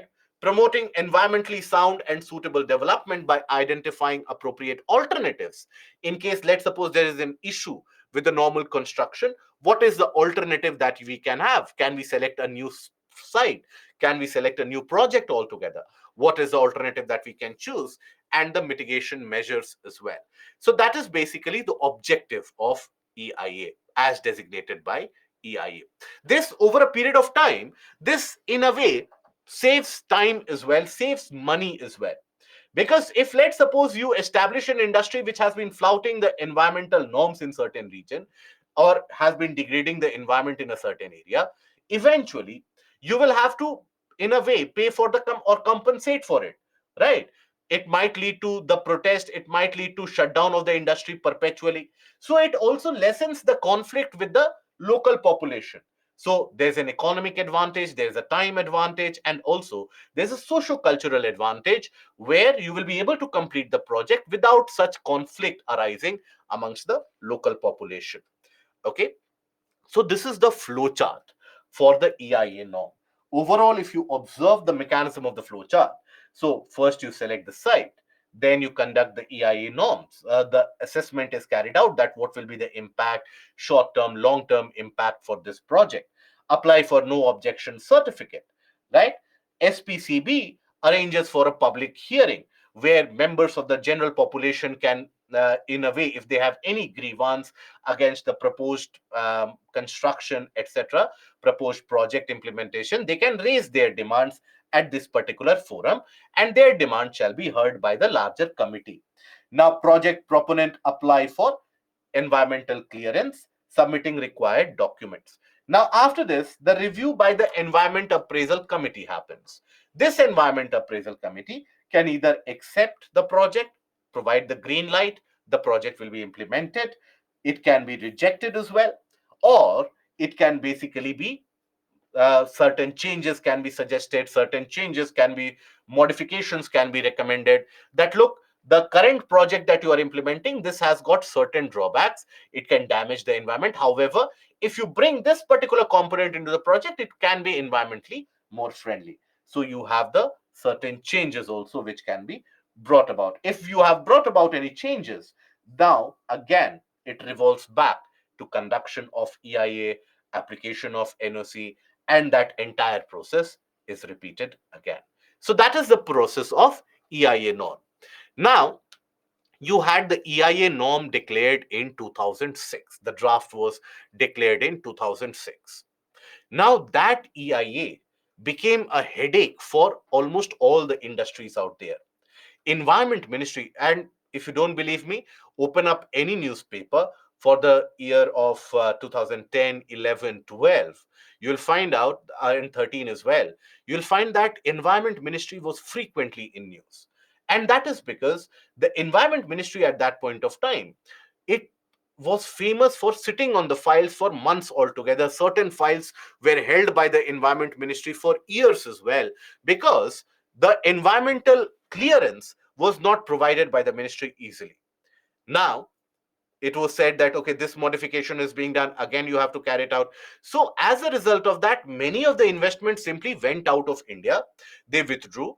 And you have to understand, if you are applying, let's suppose you as an individual, you want to establish a manufacturing plant, obviously you will not take the money out of your own bank to establish, you will not break your bank to establish the industry, regardless of whatever the popular misconception is due to the Bollywood movies that we watch the movies and we think about it that, okay, the rich people out there, they have so much money, they use that to establish the plant. Generally, when you open up a plant, when you go for establishment of a plant, you need working capital, working funds, you go for and apply for a loan. Now, the clearance in itself takes so much amount of time that many of the contractors, many of the project implementers, they went through bankruptcy, right? Because they could not service the loan, because they could not get the clearance in time. So it was estimated that close to around 13 to 14 lakh crores worth of project was stuck because of lack of clearance provided to the Environment Ministry. In fact, at that point of time, the environment minister, who was Mr. Jairam Ramesh. Mr. Jairam Ramesh himself being a bright individual, so there was a lot of expectation around him. But Mr. Jairam Ramesh at that point of time, he simply came up with the kind of an argument that, look, regardless of whether the infrastructural development takes place or not, Environment Ministry will continue to hold the files as long as it is required. So that meant a red flag for many of the business communities. You had large massive projects. For example, you had the POXO plant, which was being established in Odisha, and the amount to be invested was roughly to the tune of $12 billion. Now, due to certain issues, that Korean investment was withdrawn. So think about it, $12 billion being invested, that was withdrawn. Similar in the case of Jharkhand, ArcelorMittal Steel wanted to invest significant, close to around $4 to $5 billion at that point of time in Jharkhand. Again, EIA was where it was stuck for a very long time, for years altogether, and they simply withdrew the investment. So this withdrawal of investment would be happening, and when you have close to around 13 to 14 lakh crore worth of projects being stuck, you have to understand that the banks also face a crisis. That is the crisis of NPAs, because the people who are taking the loans, if they are not able to implement the project, then they will not be able to return the loans. So you have a rising NPA crisis. So it is in this backdrop that when the new government, when the new administration came in, they had their mindset in a way, predetermined in a way, that we will not take time in providing clearances. So the Environment Ministry, which used to be a kind of a bottleneck, now it completely reverted itself. Now, it is significantly alleged for some time now that the Environment Ministry now passes the files and the projects without even due deliberation. The allegation is that they don't even look at the details of the project, and they simply pass it on in order to quicken the implementation of the project. But in that garb of it, many of the projects, many of the harmful components of it, they are also getting passed. Now, in order to facilitate the faster completion of the project, to ensure that there are lesser hurdles in the completion of the project as well, you basically had the EIA norms which were redefined in 2020. Because earlier, what used to be the case was, let's suppose you are implementing a massive expressway project from Delhi to Mumbai. Now, one odd individual from whose village that particular highway is passing through or that expressway is passing through, that individual goes to the court, or maybe the flyover or the expressway does not pass through their village. They can go to a court, they can file a litigation that this is violating the Environment Act, and the entire project would be brought to a standstill. Right. You already had such delays incurred in the bullet train project, where the Maharashtra leg of the project, the construction work had not even been initiated because of the various different stay order given by the court. So, in order to smoothen that process, the EIA norms of 2020, the amendment was declared. Okay. So, we'll take a look at the amendment of it. But here, before that, you will basically observe the various different stages involved. So first of all, screening is involved, that which project needs a full or partial assessment study, that is decided, because you have certain projects which are exempted from getting clearances. Certain projects of national relevance, of national importance, defense purposes, they are exempted from this scoping.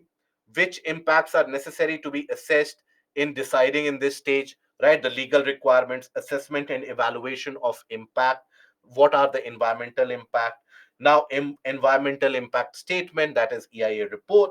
Then decision making is done, and after the decision making, let's suppose the clearance has been provided, then monitoring is required to be done to ensure compliance, enforcement, and environmental auditing, to ensure that whatever has been passed, that is being implemented. Okay, so with those, we come to the EIA notification 2020. Before that, we'll take a break. And after the break, we will continue with this. And after that, we will be discussing few of the PYQs and then the doubts that you have raised. Okay, so let's take a break. We'll take a break till 8. Be back after 8 and we will continue this.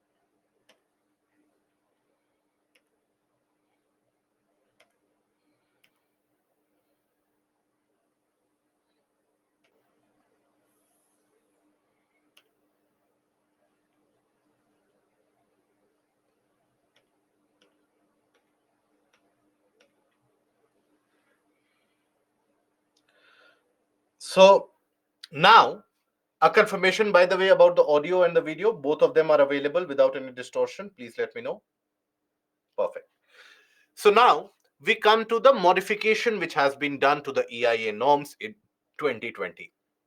Mind you, when you have such kind of modifications, UPSC directly picks up that particular topic, asks it very directly in the examination. So you had a mains question framed from that what are the changes which have been brought about in the EIA norms 2020.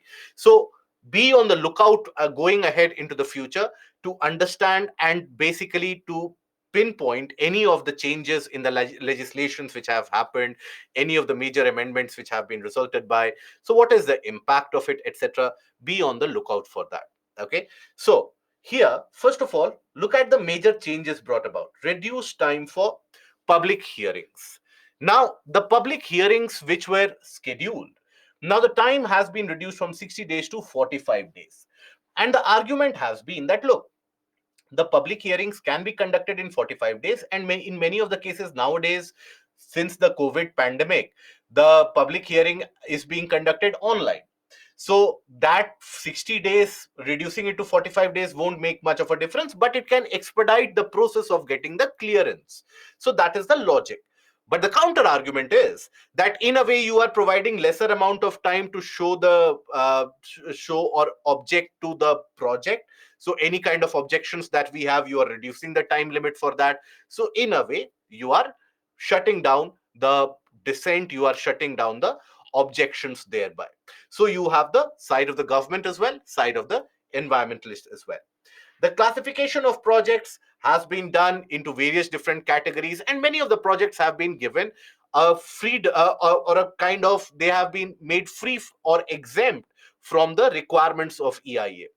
Generally, the conditions which require, or the kinds of projects that don't require EIA to be conducted overall, if you take a look at it, so offshore and onshore oil, gas, and shale exploration, hydroelectric projects up till 25 megawatts, irrigation projects between 2,000 and 10,000 hectares of command area, all inland waterway projects and expansion or widening of highways, including the roads that cut through the forest, specified buildings, building construction and area development projects of built up area of around 1.5 lakh square meter. So these are the areas which have been exempted from the requirement of EIA, and also includes the defense projects. Other than this, right? Other than this,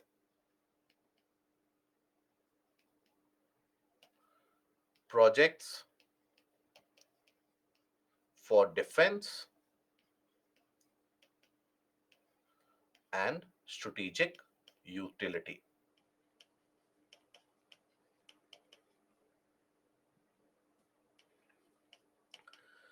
Now, basically, defense was the one where that exemption was always there, but not to such an extent. And India had significantly looked at the downside of it. And I don't know how many of you would be able to recall that, because many of you would be in your younger levels in school when this happened. But almost a decade and a half back, you had a massive or a major fiasco where Indian Air Force basically wanted to establish an Air Force base in the region of northern Bengal, because Indian armed forces, they had basically thought about it that for the Chinese to make a push, we don't have much of a vulnerable area across the northeastern now, so they can have a push through the region of Sikkim and northern West Bengal. So we need to bolster and have a air force station in that region, because in Bengal you have the Hashimara air base. So they thought about having another one. Now they applied for that clearance to the state government. The state government took its own beautiful time in order to provide that clearance, and that clearance was still not being provided. In the meanwhile, now when you do this to the state government, when you apply this to the state government, this issue was politicized. You had few members of the government who also leaked up the date or leaked up the report that, look, they are basically trying to divert that much amount of land in between the forest, in between the midst of the forested area. They are trying to establish an airstrip, an air force station that will destroy the forest. That is not good for the forest. At that point of time, it was not considered. I'm sure it would have been considered, but it was not kept in mind while making these kinds of allegations, these kinds of decisions, and these kinds of announcements. That basically there is a reason why the armed forces they develop certain bases in the midst of the forest, because secrecy, and in a way the very important aspect of strategic advantage is the maintenance of secrecy. But then, nonetheless, this entire thing was leaked to the media somehow from some portion or the other. And the world came to know about Air Force's plans to develop an air base there, which was supposed to be a secretive air base.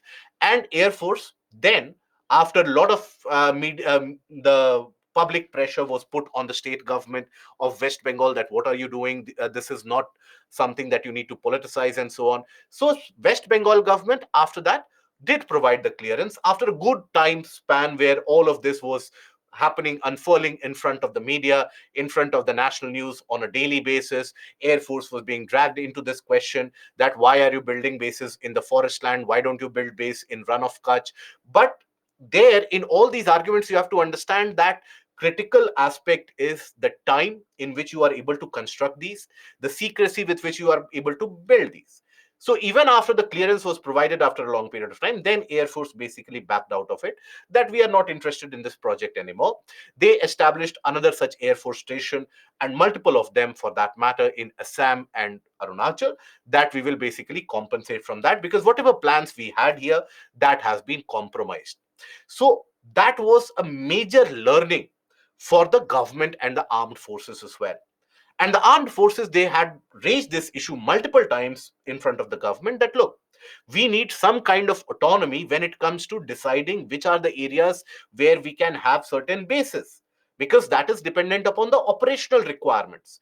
That is not something which should be stuck in the getting those clearances. So that is why the major purpose of eliminating large number of projects from the scrutiny of EIA was in order to fulfill these requirements. But in that process, many other such projects have also been exempted, and few of them, obviously, they are very well intended, but few of them, you do need to carry out EIA. For example, let's suppose the roads that cut through the forest and dredge the major rivers, you need to carry out the EIA for that. You need to understand that whether the rivers that we are tampering with, whether will it lead to the instability of the land in that region, whether it can lead to flooding, etc. You need to carry out EIA. You cannot provide a blanket exemption to almost all of them. So that is where the aspect of exemption originates from or comes from. But in the name of exemption, many other projects have been given that. Okay. Now, after this, here, basically, if you take a look at it, then post clearance compliance. So it proposes the submission of compliance reports annually, whereas as per the 2006 notification, the compliance report was to be submitted by the project proponents every 6 months. So that is the portion of post clearance compliance, which means that if you take a look at the stage here, the last stage, that after you get that clearance, whether you are complying with the requirements of environmental conservation or protection or not, you need to file the compliance report. Earlier, it would be submitted every 6 months. Now, it has to be done annually. Now, what are the arguments both for and against? The argument on the side of the government is that, look, we are trying to reduce the paperwork. We are trying to have lesser amount of bureaucratic involvement, because if you have to submit a compliance report every 6 months, that means you need to have people on the side of the government also taking care of that. You will need to have such people on the side of the companies as well, and there's always a greater chance of some bribe taking here and there, uh, the compliance report being held up in disarray and so on. So in order to lessen the amount of paperwork, in order to make it less human interactive, in the sense when you have greater amount of interaction, greater scope of corruption, etc., goes on. So that is the side of the government. The side of the environmentalists in many of the cases has been that, look, now you have provided a laxity to the private parties and the various different proponents of the project. Now you have got the laxity where the proponents or the individual who is running that company, or even the government bodies, by the way, they also need to carry. If let's suppose tomorrow Indian Oil wants to construct something, they will also need to carry it out. The problem is that when we think about the projects, we largely think about the private parties, but the government agencies also have many of the projects stuck in limbo because of this. So the side on the or the argument on the side of the environmentalists is, now you have given the people 1 year time where they can flout the norms, and again they can come back and file a compliance report. So in a way, you are encouraging the flouting of the norms to be the new normal, to be the new common. So that was basically that is the argument put against the post compliance, post clearance compliance, which has been made much more lenient. Now, then, report prepared solely by the project proponents. So the people who are basically proposing that, okay, this is the project that I will implement, this is the project extent, this is going to be its construction, etc. They are the ones who are supposed to finish the or furnish the EIA reports as well. Now, what it will lead to? It will lead to a direct conflict of interest. If, let's suppose, I have to establish an industry, and basically I tell you that, okay, I will carry out the environmental impact assessment of that industry as well, then what will happen? Always the report that I will finish or furnish will be that, okay, this project has got no impact, this project is absolutely best for the environment, right? So this brings about conflict of interest, about a significant conflict of interest, right? So partiality seeps in, prejudice, etc. seeps in, and that is where you basically lack the transparency to understand what is happening in the project. Now, the EIA notification 2020 excludes reporting of violations and non-compliances by the public, right? So it is now the responsibility of the SPCB, the State Pollution Control Board, and the CPCB. They have to look into the violations. The individuals from here and there, they cannot randomly go to the court and file a litigation. Okay. Another major proposal is basically post facto clearance. What is that? That means a project which has been operating, let's suppose without clearance, now can be regularized or allowed to apply for the clearance. They can get the clearance and they can continue to function. If, let's suppose, there is a problem which arises in getting the clearance, there is some issue with the project, then they can go for seeking the alternatives as well. So that is basically the post facto clearance, that if you have been operating without the clearance, you can apply for the clearance and get it later on. Firms found violating the terms of their establishment, they will, if they have to get the clearance, they will have to pay a penalty. Now, this is also one of those which has been argued quite heavily in the citizens forum in general, because the argument on the side of the government is that, look, if any firm has been found to be violating the environmental norms as per the Environment Act 1986, now let them pay a penalty, let them get a corrective measure in place, and let them function. But on the other side, the argument is that no, if anybody is found to be violating the norm, they should be forced to shut down immediately. Now, we have seen what that forced shutdown has led to in the case of the Sterlite plant in Tamil Nadu. We have seen that how the copper deficiency in India has emerged after the shutdown of that Sterlite plant. So, on one side, the argument is that you should immediately order a shutdown, because otherwise you are encouraging the people to flout the norms. They can pay the penalty and they can continue to flout the norms. The other side of the argument is that you cannot order the shutdown and the unemployment of large number of people just because someone has violated the norms. You should give them the opportunity to basically correct those particular mistakes and carry on further. So these are the key points of the environment impact assessment notification 2020. Okay. Now that brings us to the last topics. That is few of the other organizations that we will quickly have a glance through. This is going to be relevant only for your prelims.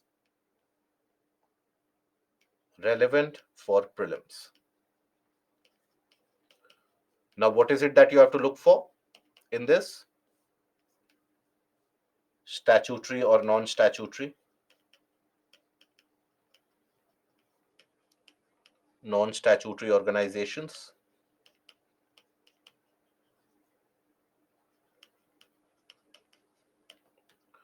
Okay. Then after that, the purpose of the organization. EIA notification, fourth point. So this is the first point, this is the second point, this is the third point, this is the fourth point. It is the fourth point. This is the issue which you are unable to understand, Abhijit, if I am correct. Okay. So here, report prepared solely by project proponents. Which report are we talking about? The assessment report. Assessment report. Earlier, that report, for preparation of that report, various different environmentalists would be roped in, and various different NGOs would also come in. So that is where it was expected that the report would be neutral. But now the project proponents, who are basically, proponent means what? You are proposing the project. You are proposing the construction of the project. That is what is the meaning of project proponent. So when you are yourself are the project proponent, you yourself are proposing the construction of the project. And if you are asked to furnish the environmental impact assessment report, obviously that report won't be neutral, that report won't be transparent, and that report cannot be trusted beyond a certain particular point. So that is what this particular aspect is. The side, or the argument on the side of the government, is that in the name of that neutral assessment report being prepared, many of the people, basically, they would live off the such particular bodies which would be formed by the state governments, and you had a host of such middlemen environmentalists who would gain substantial amount of income year after year, because for any environmental impact assessment, the state government would rope in themselves, and that is why there was a larger ecosystem that the government wanted to target. So that is the point for and against. Okay. Now, here, when we take a look at some of the other organizations, Animal Welfare Board of India. So here it is a statutory body established in 1962. It is under the Ministry of Fisheries, Animal Husbandry and Dairying, derives its power from which particular act? Prevention of Cruelty to Animals Act 1960 is what gives this particular board power.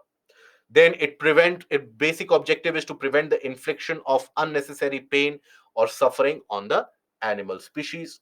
Functions: advisory role performed with respect to laws related to animals, coordinate and cooperate with the various different government agencies. That is Animal Welfare Board of India. Then you have the National Board for Wildlife. Now, this is established as per the Wildlife Act of 1972.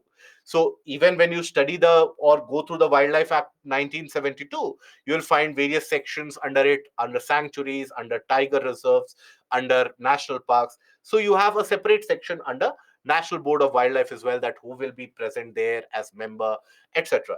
So, it is under the aegis of Ministry of Environment, Forest and Climate Change.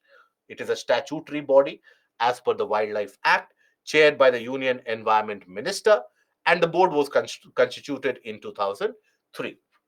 The purpose: promotion of wildlife conservation and development of wildlife and forests. Now, it is generally advisory in nature. It will give advice to the government, and also approval of the projects, the various different projects, including altering of the area of the protected regions. That also does not happen without approval from the National Board of Wildlife. Okay, approves projects in and around the protected areas. Okay. Now, National Board of Wildlife's approval required for any alteration of the protected areas boundary as well. These are relevant for your prelims, significantly important for your prelims. In the sense that questions are oftentimes asked based upon these particular twists that you see. Now, you have certain exceptions where approval is not required to be taken from National Board of Wildlife. So, for example, railway projects, small scale development works involving construction over less than 20,000 square meters. So, under 25 megawatt capacity hydropower plants, all of these, they are provided an exception to. Okay. Now, then you have the Wildlife Trust of India. So it is about the nature, it is a kind of a nature conservation NGO established in 1998 in Delhi. It is not a statutory body. It is basically just an NGO to secure the national heritage of India through conservation of habitat and biodiversity. The role is to assist government through innovative ideas, aid in recovering of the threatened species as well, improve functioning of protected areas, and address issue associated with illegal trade. Forest Survey of India, again non-statutory organization. It is this particular organization which comes up with the state of forest report every 2 years, assessment and monitoring of the forest resource of the country regularly. It is the nodal agency for collection, compilation, storage, and dissemination of spatial database on the forest resources as well. Okay. Now, prepare state for forest report biennially. This is done every 2 years. Support state or union territory forest department, develop database on forestry resource. Then you have the botanical survey. Now, botanical survey established in 1890, non-statutory. It has not been established as per any act of the parliament. It was to explore, collect, and document the rich plant resources that you have, identify the plant species with economic virtues. Exploration, inventorying, and documentation of phytodiversity, that is the plant-based diversity, develop national database of Indian plants, ex situ conservation with the help of the botanical gardens, that ex situ conservation of critically threatened species by the help of botanical gardens.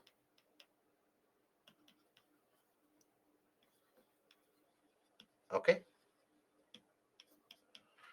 And documentation of traditional knowledge when it comes to plant species. Then you have Bombay Natural History Society. Now, in 2014, UPSC had asked a direct question that what is Bombay Natural History Society associated with? So many of the people, they mark the question, they mark the answer with the filing of the history, maintenance of history.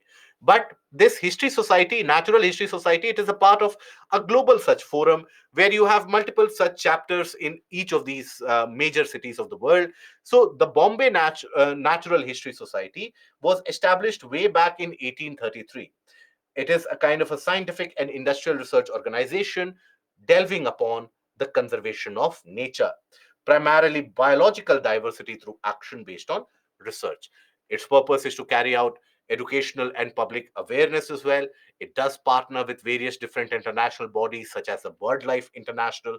Assessment of conservation status of endemic and endangered species is also done by BNHS. Okay. So that is where we basically come to the end of it, and we come to few of the more PYQs. Which of the following national parks is unique in being a swamp with floating vegetation that supports a rich biodiversity? This is the swamp and the floating vegetation that we are talking about. So, which of the following national park is unique in being a swamp with floating vegetation that supports a rich biodiversity? Bhitarkanika, Kebul Lemyao, Kyola Devghana National Park, and Sultanpur National Park. Which of them?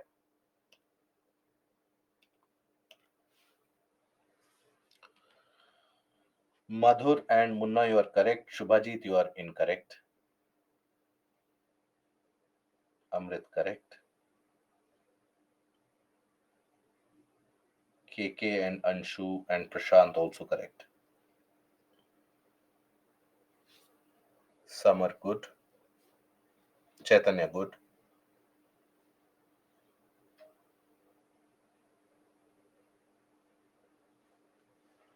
So here, the correct answer is going to be Kebul Lemau National Park, which is situated where? In which particular state? Where is this particular national park situated? Very good. It is in Manipur. Now, this is very unique because here you have the presence of the floating vegetation. And that floating vegetation is what is also referred to as a fundi. Okay, these are your floating vegetation.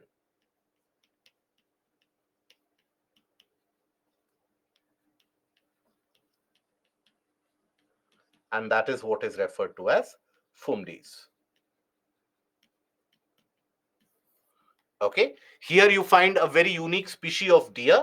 That is, which particular deer species is very, they are very nimble on their feet, very light on their feet, so they can jump from one of these to another. So here you find the Sengai deer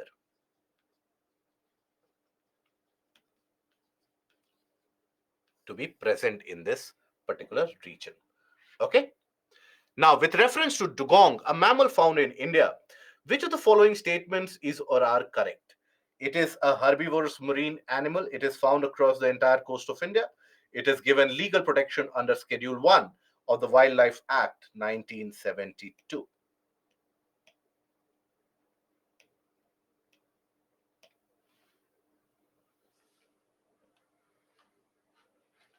Correct.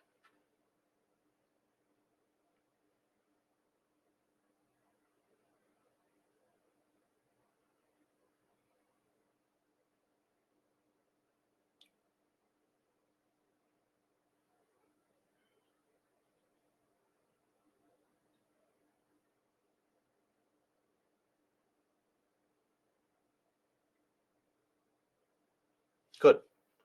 Majority of you have given the correct answer in this case. The correct answer is C. Because here the second option is incorrect. Why? It cannot be found along the entire coast of India. It is generally found across the coastline of Tamil Nadu, across the Great Nicobar region, but not across the entirety of the coast of India. And rest of the two statements, they are correct. Okay. Now, this is the dugong. This is the marine herbivore mammal that you have. Which of the following is the national aquatic animal of India? For this, I don't think you need much of a time. I'll give you 15 seconds at max.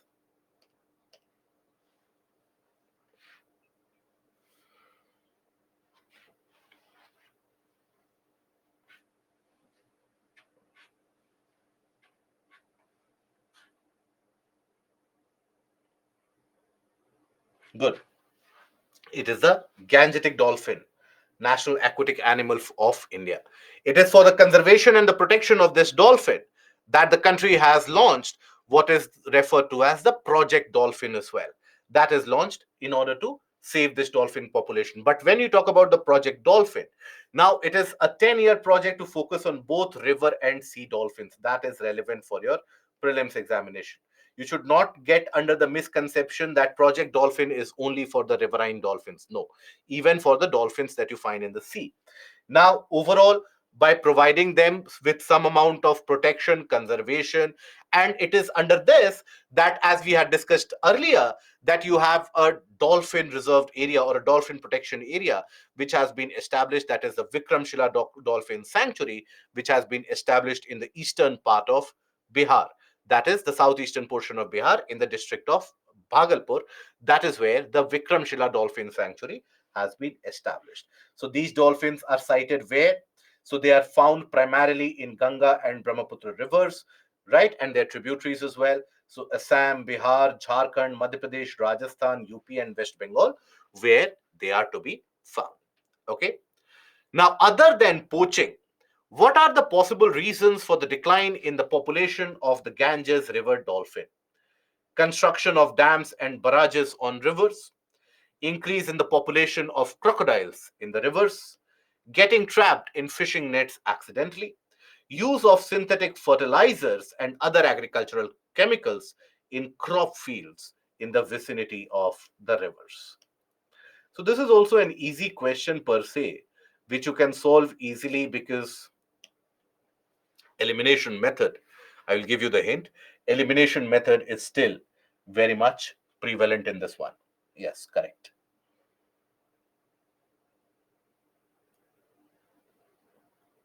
Good.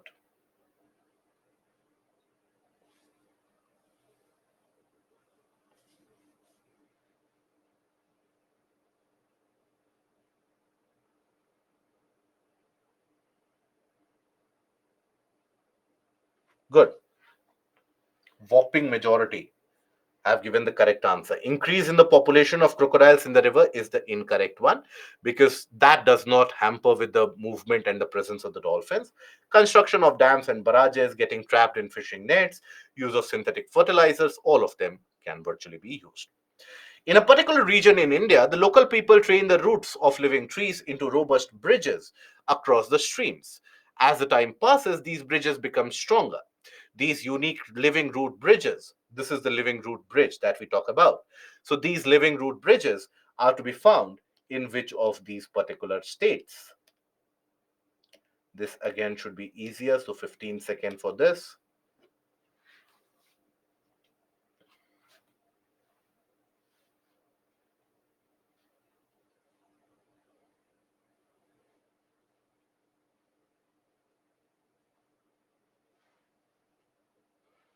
Good.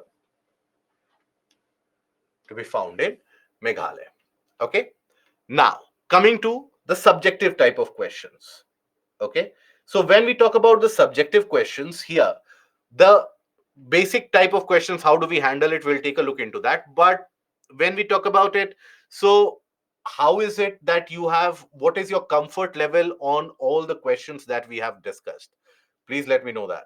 Because if you can get some questions correct or incorrect, but it is important to understand the level of comfort. So are we guys, are all of us comfortable with the type of questions? Good, right? Fair enough. Lack of revision. Okay. Lack of revision is always going to be a major problem unless and until you do carry out that process of revision.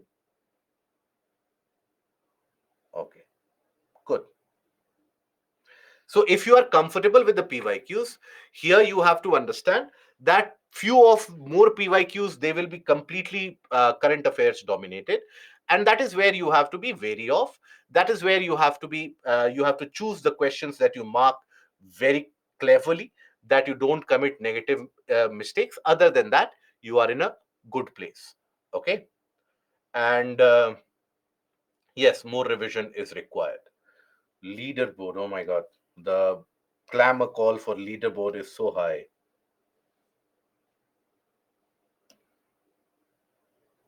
Okay, this is the leaderboard. Okay.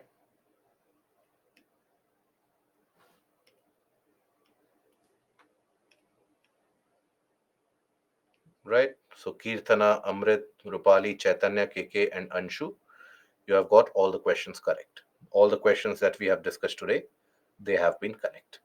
Okay. Now, let us take a look at the portion of here, the mains type of questions. So describe the major outcomes of the 26th session of Conference of Parties to the UNFCCC. What are the commitments made by India in that immediately after that conference took place? Which conference are we talking about here, by the way? Are we aware of that? That which conference is being talked about in this particular question? Very good, Deepika. Conference of Parties to be held where, Abhishek? See, this is where immediately the entire confidence is unraveled. I have answers like Rio, Egypt. When was Rio summit held, my dear friend? When do you think? So I would ask these questions. I don't like to pinpoint, but Rahul, Tagdis, when is it that the Rio summit was held? 1982, is it? 1992, right? And this is the question which was asked for which particular. So it is the 26th session of the COP. 26th session of COP, can it happen in 1992? No, this is talking about the 2021 at Glasgow. Okay, that was the 26th COP. 27th COP happened in Egypt, where the loss and damage fund was decided or defined. 28th COP is supposed or scheduled to be held in Dubai, right, in UAE later this year. So that is the flow that you have to keep in mind. Okay, so the question, the major outcomes of 26th session of COP. So it talks about, so in the introduction here you have to talk about that what UNFCCC is. So UNFCCC basically is a convention to reduce the impact of climate change by reducing the greenhouse gas emissions, which was arrived at the Rio summit in 1992. The 26th COP was held in Glasgow, and that in later 2021. That will be your introduction part. In the body part, you discuss about the requirement or the decisions taken, such as the global methane pledge. You talk about also the curtailment of deforestation. But again, please understand, this question you will not find to be asked again. This is a question which was asked completely based on current affairs. So that is where you had to describe about the major discussions which happened there, and also the what are the commitments made by India. So what were the commitments made by India here? Which commitments are we talking about? The Panchamrit. Good.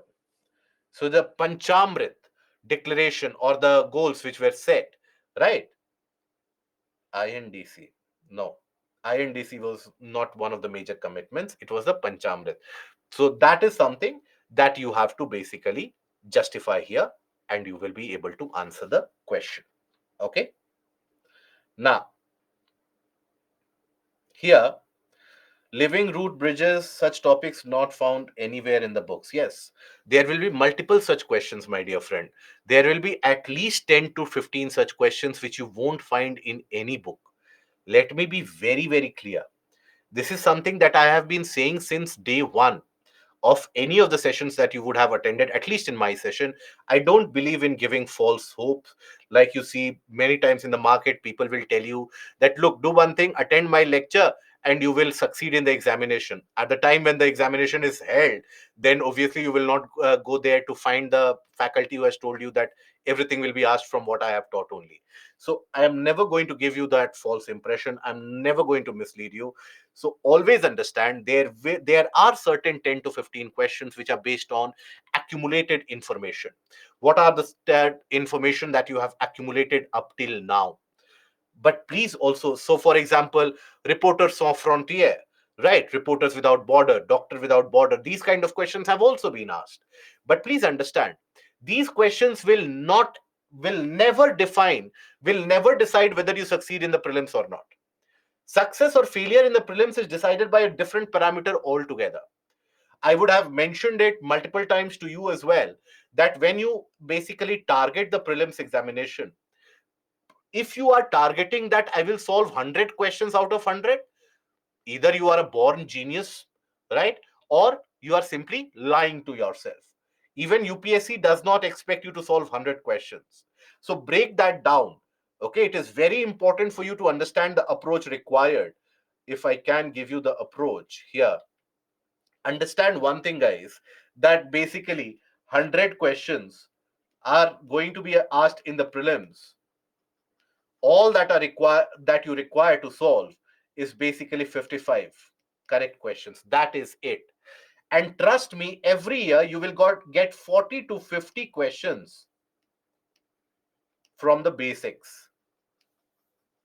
They are from basics of polity, basics of economy, basics of geography. So the basics, they occupy 40 to 50 questions. That is something that is present in the book. That is something that everybody is going to attempt. It is the mistakes that you commit in this that will put you out of the race completely, right?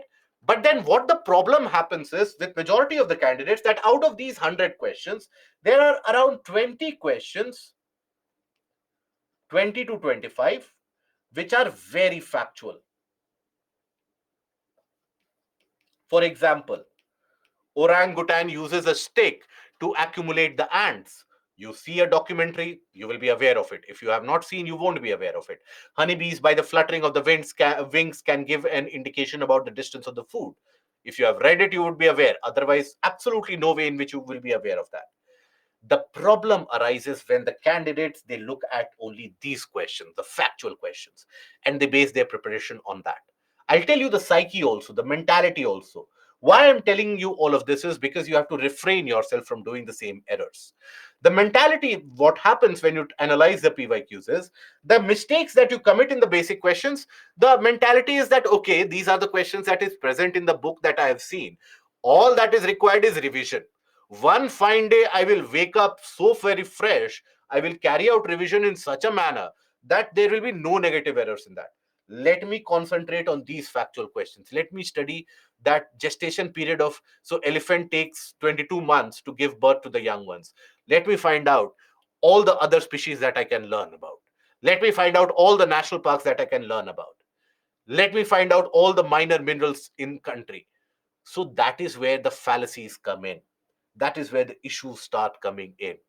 Not only will you end up wasting all of your time, right? Because whatever you are studying, the best case scenario, you will get one question out of that, 2 marks.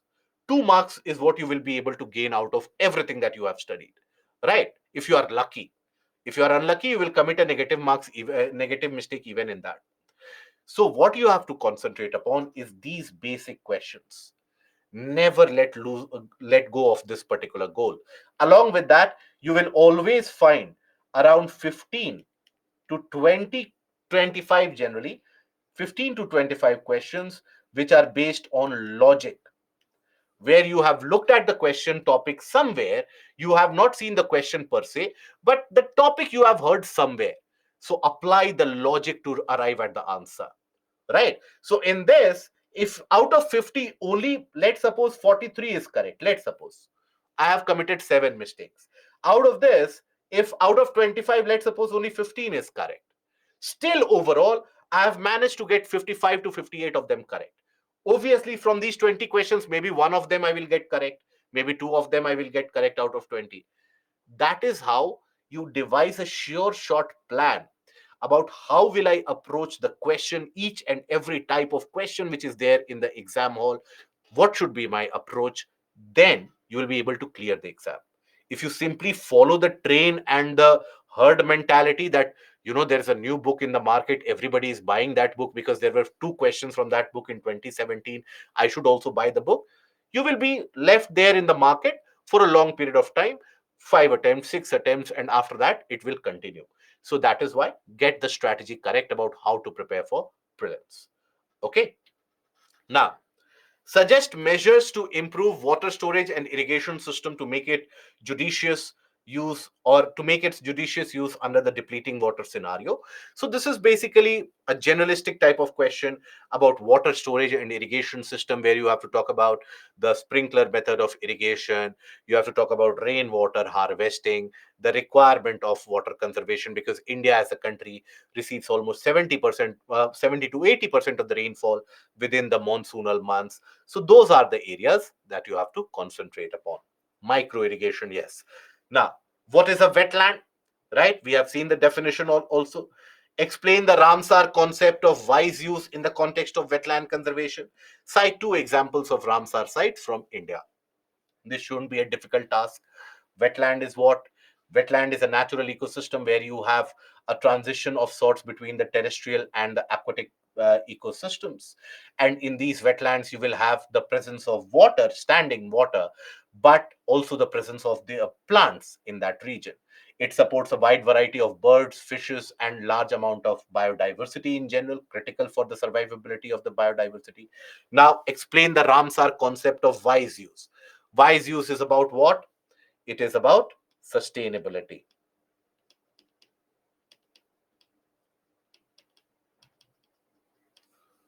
Okay. Sustainability. For example, we have discussed that you utilize so wetland can provide you drinking water facility, etc., without needing to over exploit. Okay. Right. Factual question like as in the prelims, are you asking, Rahul, are you asking about the prelims? What kind of factual questions? So there, basically, the in the mains, the factual questions are always current affairs oriented. Always going to be current affairs oriented. That is it. This is not major factual question. I think this is a very generalistic question out there. The Ramsar concept and the Ramsar site. This is a very generalistic question. You should not face any difficulty in that. In the prelims, you get the factual question like we talked about. For example, even in geography, when we talk about the aspect of Chandipur Beach and the property of Chandipur Beach, or let's suppose the minor minerals to be found in India, all of these are very factual. If you have read that, fair enough. Otherwise, there is no other way that you could have known that.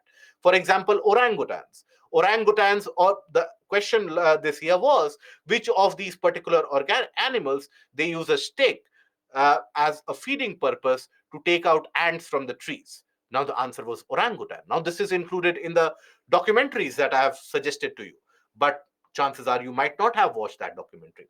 So if you have an accumulated knowledge, fair enough. Otherwise, there is no way. So that is a category of factual question.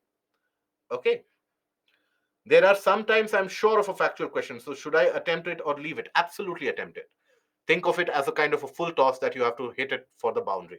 There will be certain factual, that is what I'm getting at. Out of those 20-25 factual questions, there will be certain factual questions that you have already come across somewhere or the other in your life. Maybe you would have been traveling to a place, you would have come across a tribal community, and that tribal community is being asked about, right? Maybe you are watching TV and there is a particular group that is being discussed and that group is asked. So certain factual questions you might hit it off, so take it as a low hanging fruit, but don't rely your total marks the gain based on those factual questions. That is where you are committing mistakes. Okay. How much basic questions in 2023 prelims? Again, 45. Right. So that is where the issue arises. Again, this year also 40 to 45. See, please understand, when it comes to subjects like polity, where will you frame the questions from? You will frame the questions from the same book, right? The same book, Lakshmikant. That is where the questions will be framed directly or indirectly. Maybe one question will be able to puzzle you out. But the rest of the entirety of the population who is appearing for civil services, they never make a mistake in polity. Even in the basics of economy, they never make a mistake. They make mistakes in basics of science tech, basics of geography. That is where they end up creating mistakes. If you commit mistakes in these subjects, that is polity, economy, etc., understand that you are out of the race, because rest of the competition is going to get 100 out of 100 in that, as in the proficiency is going to be that all the questions are marked correct, because that is the nature of which the in which the questions are asked. So accordingly, those basics from polity, economy, geography, in geography, climatology, etc., that should be focused in environment. Also the basics that should be focused upon, ecotone, ecological niche. If you focus upon this, easily see 45 basic questions. If you are aware of, you will commit 5 mistakes while marking those. Let's assume you will commit 5 mistakes, and you will commit mistakes. There is no denying the fact. But if you get 40 of them correct, already you are hovering around in the range of 75 plus. And all you need out of the rest of the 60 questions is at least 15 to 16 correct. So think about how easy you make your life if you are getting the basics correct, if you are getting the basics right. That is why I always keep on repeating myself. Repeat the same book 10 times rather than going for some hi-fi material which you will be able to read only once. The same basic book, NCRTs, pick it up, read it up 10 times, so that in those basic questions there is no scope for error at all. And how do you practice this proficiency of targeting the different questions in different manner? Test series. Okay. Now, no, in modern India, there is a variety of questions which come other than spectrum as well. Right. So questions are from ports, specific species, etc. So I have to memorize these topics. What is it that I just now said? Just now, what is it that I entirely said? Chinmay, I would urge you to please focus upon what have I said. So basically, when we talk about, let's suppose, ports. So why is it that a question on ports was asked? Any of you, if you are aware about the discussion on ports which has happened in the past year, you would be easily aware that why a question on ports was asked. Current affairs. Which news? The Virinium port. The Virinium port which was being developed. That is why you had, yes, Chaitanya, correct. That Virinium port in Kerala, that came under a lot of controversy, and all the existing ports, there was a question mark on their utility, their efficiency as well. So that is why a question from port was expected, right? This has been discussed in the crash course for the prelims.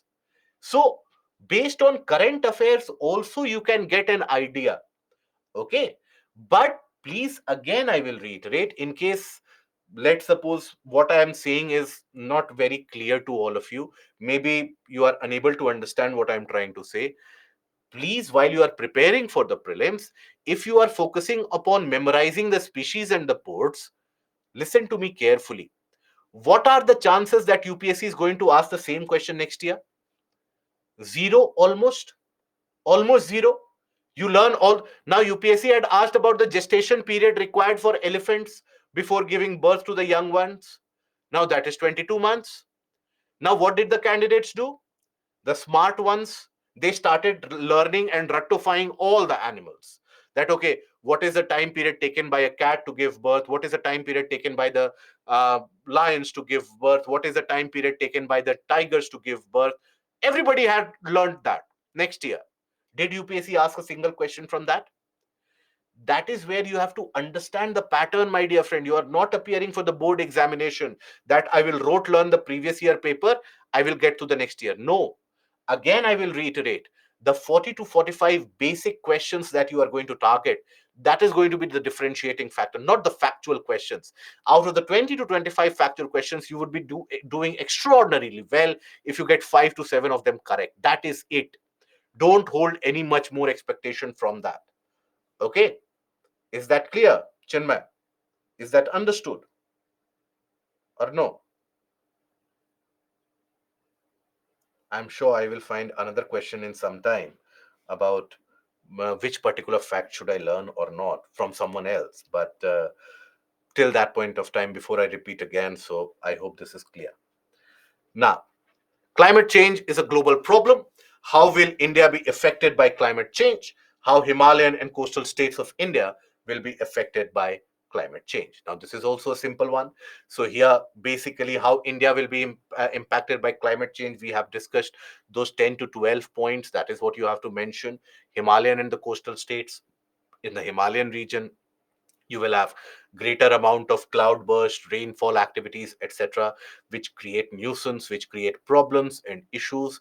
And in you have the, let's suppose, deposits of black carbon, etc., which is carried out.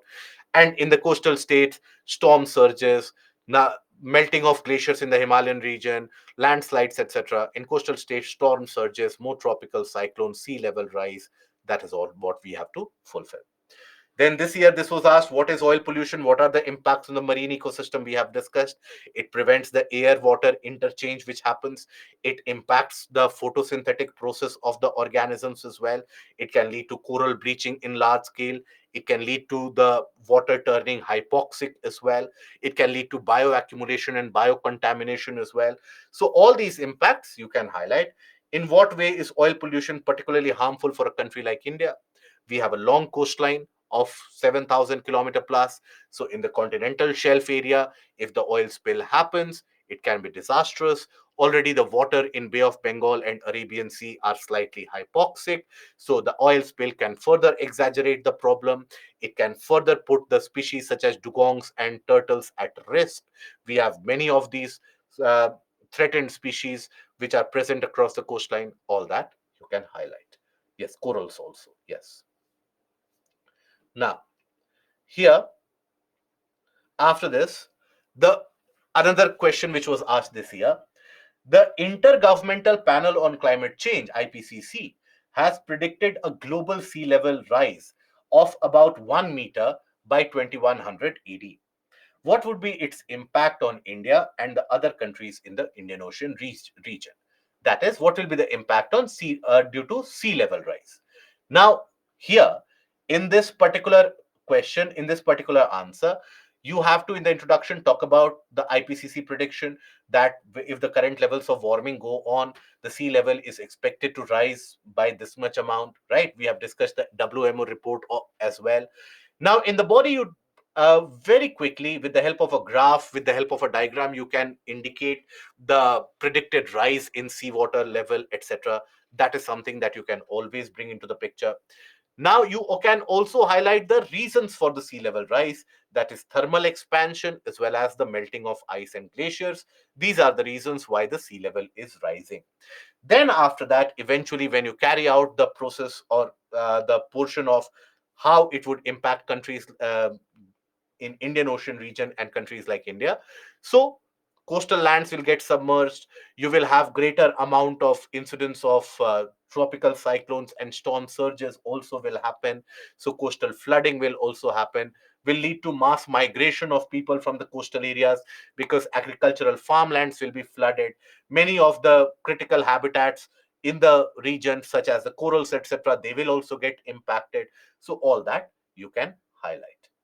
Okay. Yes, good. So I hope that is something which is clear, right? Any doubts that we have till now? No?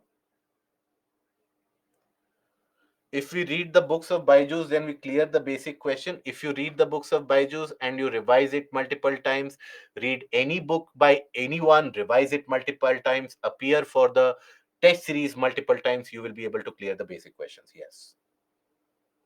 Okay. So that is where we come to the end of the session for environment. And now we will take up few of the questions that has been raised by you guys earlier. So the doubts that has been raised, right? So we'll pick up those doubts one by one, and we will get through that. Okay, first of all,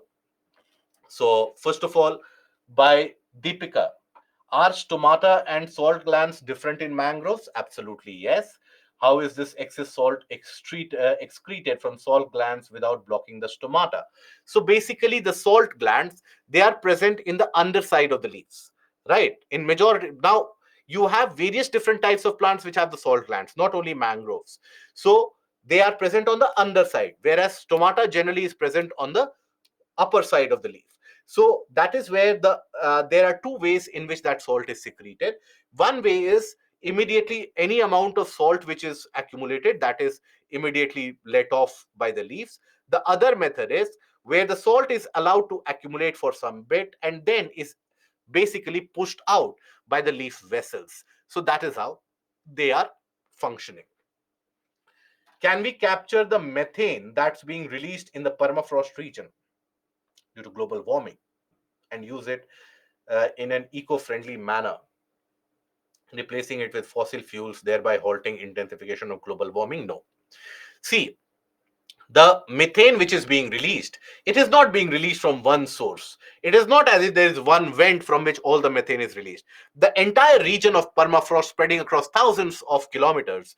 Now the melting is happening at different rates and refreezing also happens. So it is in that interregnum that some amount of methane is released sporadically.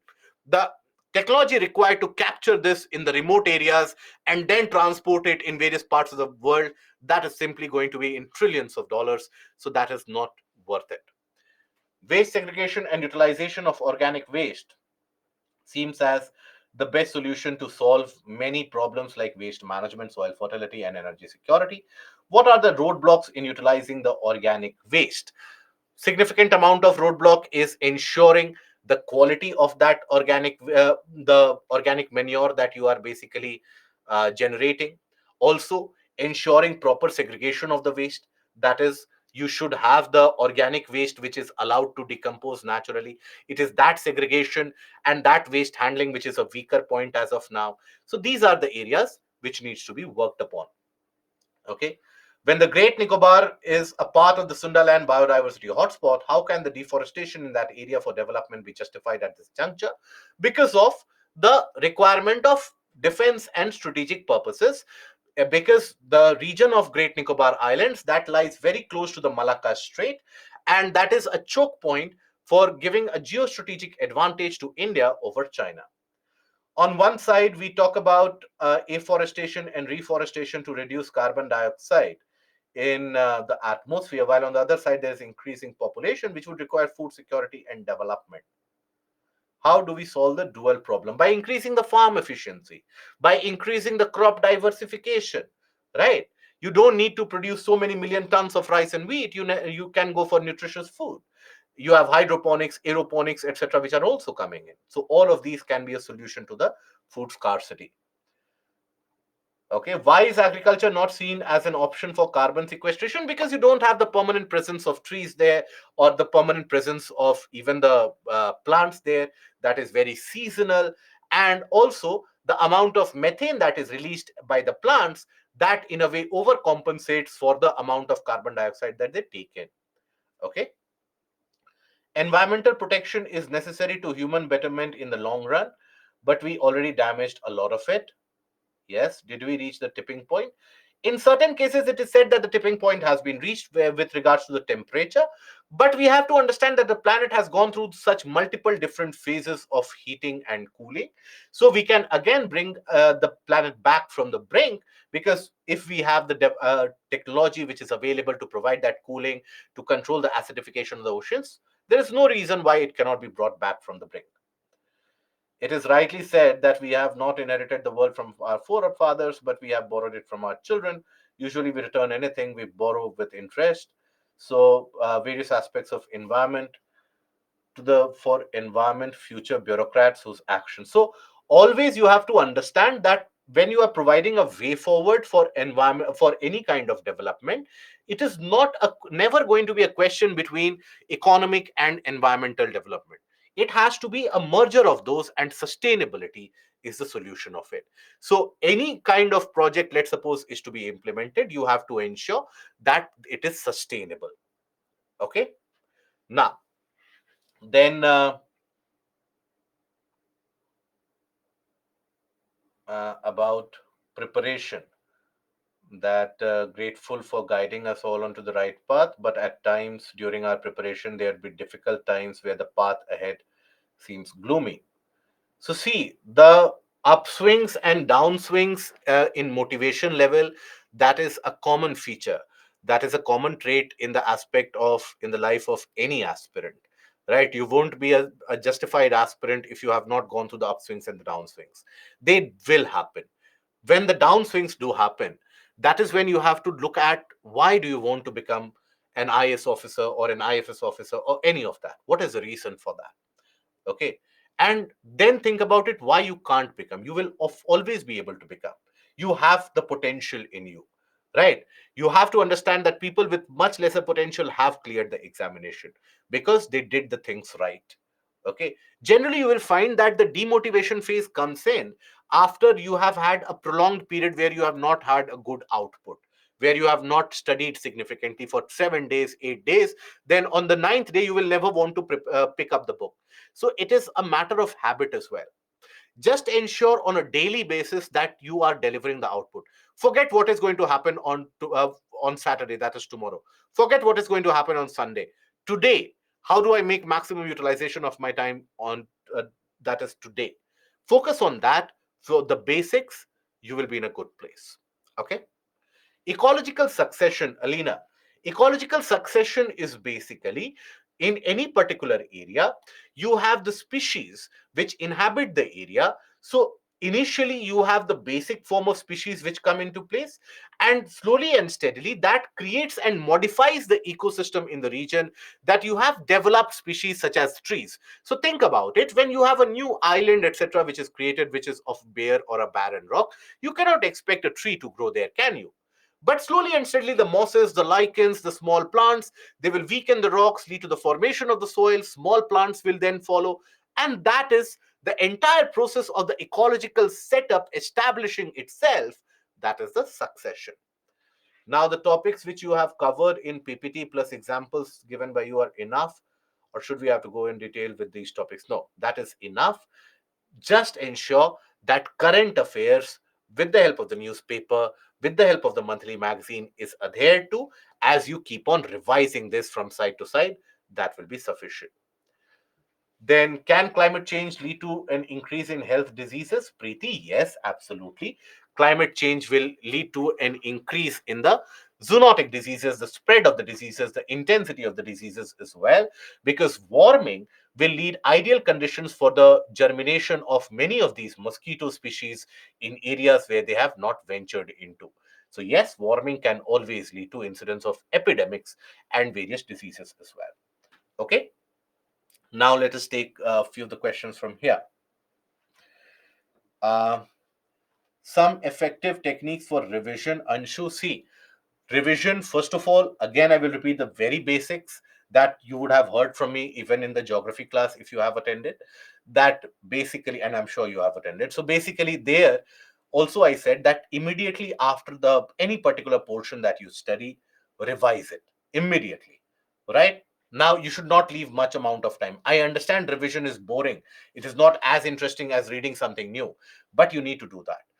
Then the first phase of revision, the second phase of revision should be completed within 10 to 15 days. After the second phase of revision, try to underline the important points or note down if you're preparing notes for the important points. That should be done after the second phase of revision within the 15-day period.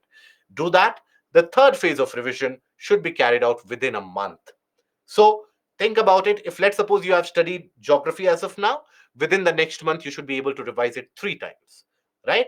First revision should always be carried out from the source that you have studied, first and second revision, so that you are able to identify any loopholes which have been left behind by you, which you have overlooked.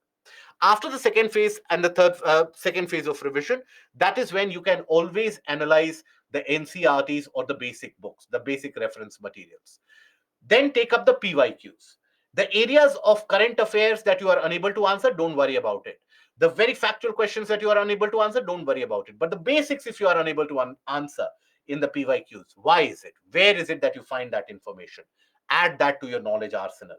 Prepare notes for those particular questions that you have missed. Very basic, simple notes. Now, that will form a revision material before your prelims exam as well. Okay. Now, for here, when we talk about, okay, for the first time I'm finding mains answer writing easy. Okay, that is good. So GS paper 3 generally is easier.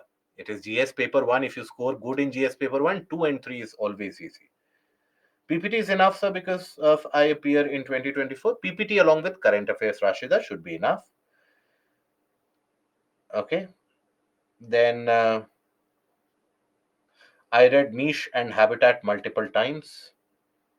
What can I do for these type of terms? Rather than focusing upon the complex terminologies indicated in anywhere in the book or the text, do one thing: understand it. Go, take a look at the examples of niche, take a look at the examples of habitat. So many of the times, with the help of examples, you will be able to understand complex phenomena that by definition we get entangled within those complex words, and that is where we are restricted to. So free yourself from those entanglements, look at the examples, you'll be able to imagine it better. Okay. And Shanavaz, so some suggestions to me for 2024, and now I don't want to attend more. So is it right? Fair enough. Shanavaz, you have already attended significant amount of sessions. Spend the next part here on revision. Okay, don't waste any amount of time. Revise as much as possible. From November, we will be launching the prelims test series, probably roughly around that point of time. The dates will be announced to you as and when we arrive at the dates. So immediately start focusing upon the prelims test series, appear for the various different tests, and take a look at what can be the possible areas for improvement. Okay. Meanwhile, right now, for a couple of months, you have time to go for answer writing practice as well. That should be carried out. When should we stop answer writing before prelims? Generally by January end, depending upon the level of preparation that you have for the prelims. If you have completed all the GS portions by the month of October, November, by January end, you should, by from February, you should completely focus on prelims. And PPT, Vanshika, for this subject and geography, I would say it is sufficient. Do we need to learn everything in first revision? Absolutely not, Sneha. So basically, when you take a look at the first revision, that is just to identify that whether you have indeed understood all those concepts in detail or not, and if there are any major loopholes which are left behind, which earlier you thought that you had understood, but now you have not. That is the purpose of first revision. Second revision is to ensure the recalling ability, how much you are able to recall. Right? You should not go for direct reading of it, but take a look at the topic and try to think about it in your mind, that what is it that you recall about it, then look at where you need to correct. So that is the process which needs to be carried out. And it feels time is less, day seems small, which creates anxiety. That is always the case, but please understand, if when you think time is less is when you look at the larger picture through the year. Consider today, what is it that you have to do today? Today you have around good 16, 17 hours. How will I make that productive? That is the approach. When you have to, when you get entangled in this kind of a trap, you have to take this approach. Okay. And I'm able to recall the after two revisions. Will I be able to recall it after 7 months in May prelims? If you don't carry out further revisions, absolutely not. That is why you have to carry out the periodic revisions, Alok. almost, see, once you have completed the 2 to 3 phases of revision, after that, that revision process will not take you more than 2 to 3 days. So that is why every month, eventually, the candidates, they are able to revise all the subjects taken together, right? So that is the approach that you can follow. And Deepika, difference between SARE and the ecological succession. Ecological succession is the entire process of how pioneer communities, they led to the establishment of the climate species, right? But when we talk about SEER or these are the stages of succession, right? So, for example, pre-SEER, the sub-SEER. These are, when is it that the succession is happening, where is it that the succession is happening, that is defined by the term SEER, whereas ecological succession addresses a larger issue at hand. Can climate change affect the atmosphere of the planet? Not significantly, but sometimes yes. They can distort the heat budget of the atmosphere by climate change. If you have increased amount of warming, that can change the rainfall pattern, the cloud formation pattern, which can alter the wind generation pattern in the atmosphere. It can also lead to excessive heating in certain areas. It can lead to creation of upper air high pressure in the region of stratosphere as well. So you can have multiple impacts. Okay, Chetan, I am from um, engineering stream. Taking geography as an optional, will it help me in acing the mains? Absolutely yes. For mains examination, if you have an engineering background, geography is all. But please understand, does not mean all the areas in geography will be absolutely logical. You have to confront some of the theoretical areas as well, but it is easily coverable. Okay. Saloni, I had sent questions through email. Did you send it to IS Live, my dear friend? Because I don't get that. So, diapause. Diapause is basically a kind of the suspension mechanism which the species go through when they face the adverse, harsh conditions around them. That is diapause. And another question that you had was basically NPP and GPP. GPP, the total amount of organic production which is done, the total amount of primary production which is done by the species, the autotrophs, and NPP is when you, from that total amount of energy produced, when you remove the amount of energy utilized by the plants for their own respiration purposes, that is what is NPP, and for their own biological purposes as well. Anshika, I'm struggling to cover monthly magazine from January onwards in retrospective manner. Don't do that. In case you are finding it difficult in that case, see, always follow the approach that the latest one is something that I will be most familiar with, so I will cover that. So as of now, cover the magazine that is available for the month of August immediately. Ideally, you should be able to cover the monthly magazine in 2 to 3 days. Once you are able to do that, go to July as well, cover that as well, right? Or in case you are trying to cover it from January onwards, pick or put a kind of an end date to it or an end time to it, that within 3 days, today I will study all the current affairs associated topics from polity for all the IR, etc. Within 2 to 3 days, one magazine should be completed if you are providing justifiable effort. Okay. uh, which subjective questions are we talking about, Chinmay?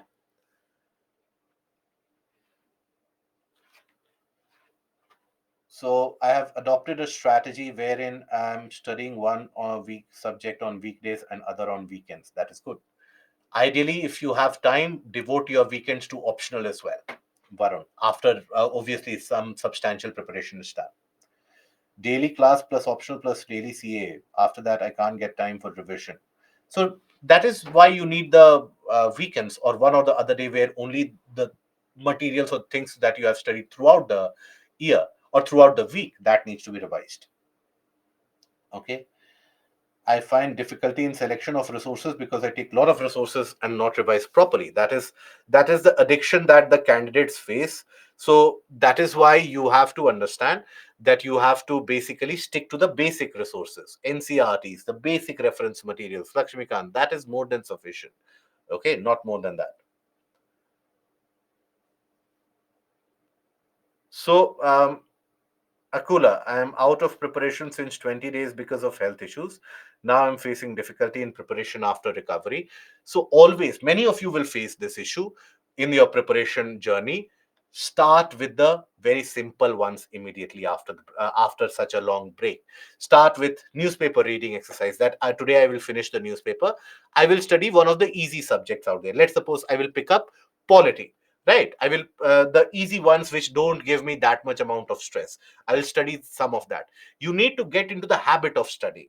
So that is something which takes a couple of days. Within a couple of days, you'll be able to find your groove. Maybe pick up an old monthly magazine that you have completed, pick it up for revision, and then within a couple of days, again, come back to your original schedule.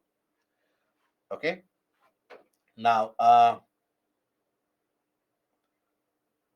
Prashik, I missed so many live classes due to my sickness. See, in in this series of questions itself, I have at least 15 to 20 people who are saying that the health was an issue. So health is an issue. Many of the times when that is an issue, that is why I say take good care of yourself. And there is no shortcut to cover everything quickly.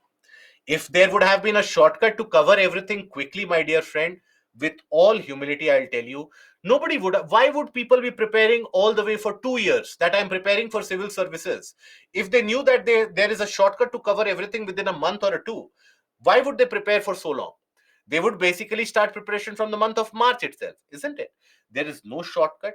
Remember one quotation which will help you in your life. Shortcut is oftentimes the longest distance between two places. What we think of a shortcut might damage us in many ways possible. So please don't rely on those shortcuts. Please revise the classes that you have missed. Recordings are available with you. That is the best facility that is available with you, right? So, excuse me. So that is the facility which is available with you, and you have to make use of that. Right? You cannot leave it that next year I will do it and still I will be able to compete in the examination. Right? Don't do that. And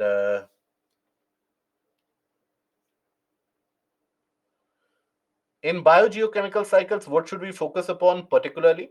So basically, in biogeochemical cycles, you should focus upon the sinks of the various different energies or the various different nutrients and the emission sources. That is it. Is it necessary to make notes from NCRTs for any subject? No, not necessary. NCRT in itself is a note format. So after your first and second phase, then go for the underlining of only the important points in NCRTs. More than sufficient.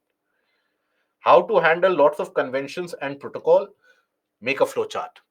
Make a flow chart. Make a mind map at your own end. What are the conventions for the pollution? Right, Minamata, Basel, Rotterdam, Stockholm. Right, what do they deal with?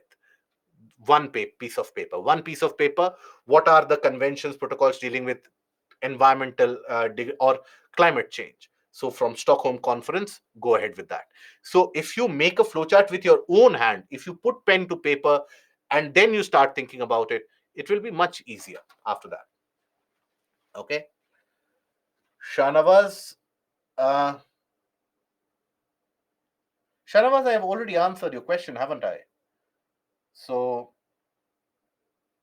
which PPT should I follow, this year or the previous PPT? This year's PPT. Follow the updated PPT.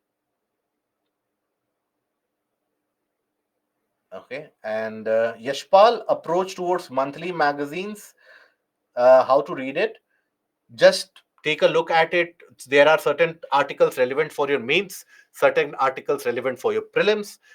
Underline only the important points so that your magazine is revisable. Many of the candidates, they basically hodgepodge the magazine in such a manner it is not worth picking up for revision as well. So identify the areas, the important key points which can be framed into the exam questions, that you will be able to understand. If you analyze the PYQs, you will get a better understanding of which type of areas you have to single out. The areas which are the topics which are relevant for your mains, fair enough, study it in a kind of an analysis mode. The topic which is relevant for your prelims, have that. So immediately fact you won't be able to retain, you won't be able to learn the fact. It will come after multiple 2 or 3 4 readings. After that, some part of that fact will be retained. Follow that approach. Okay, Varun, we'll take a look into that.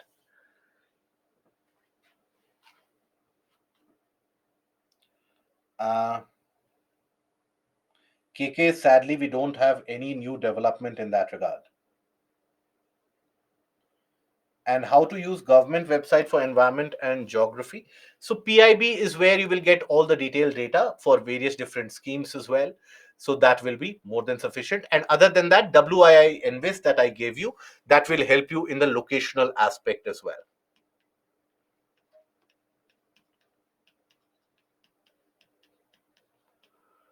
Okay. How to cover Indian geography? Lot of facts in the book. Not all the facts are required to be studied.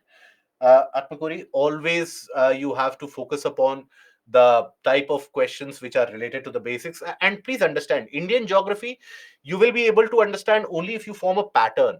That is physiography, if you have studied carefully with the help of the locational aspect of it, then now how will you be able to understand physiography if you have not studied rocks? So you need to study rocks, then you study physiography. Once you have understood physiography, then immediately follow that with minerals and soil. Okay, because they are interrelated. Once you study climate, then immediately follow it with the forest because they are interrelated. Okay, so if you find these interrelations to be at play, it will be an easier task. Now there's a lot of backlog. It feels scary to start everything again. Mains answer: one day at a time, my dear friend. One day at a time. See, Rome was not built in a day.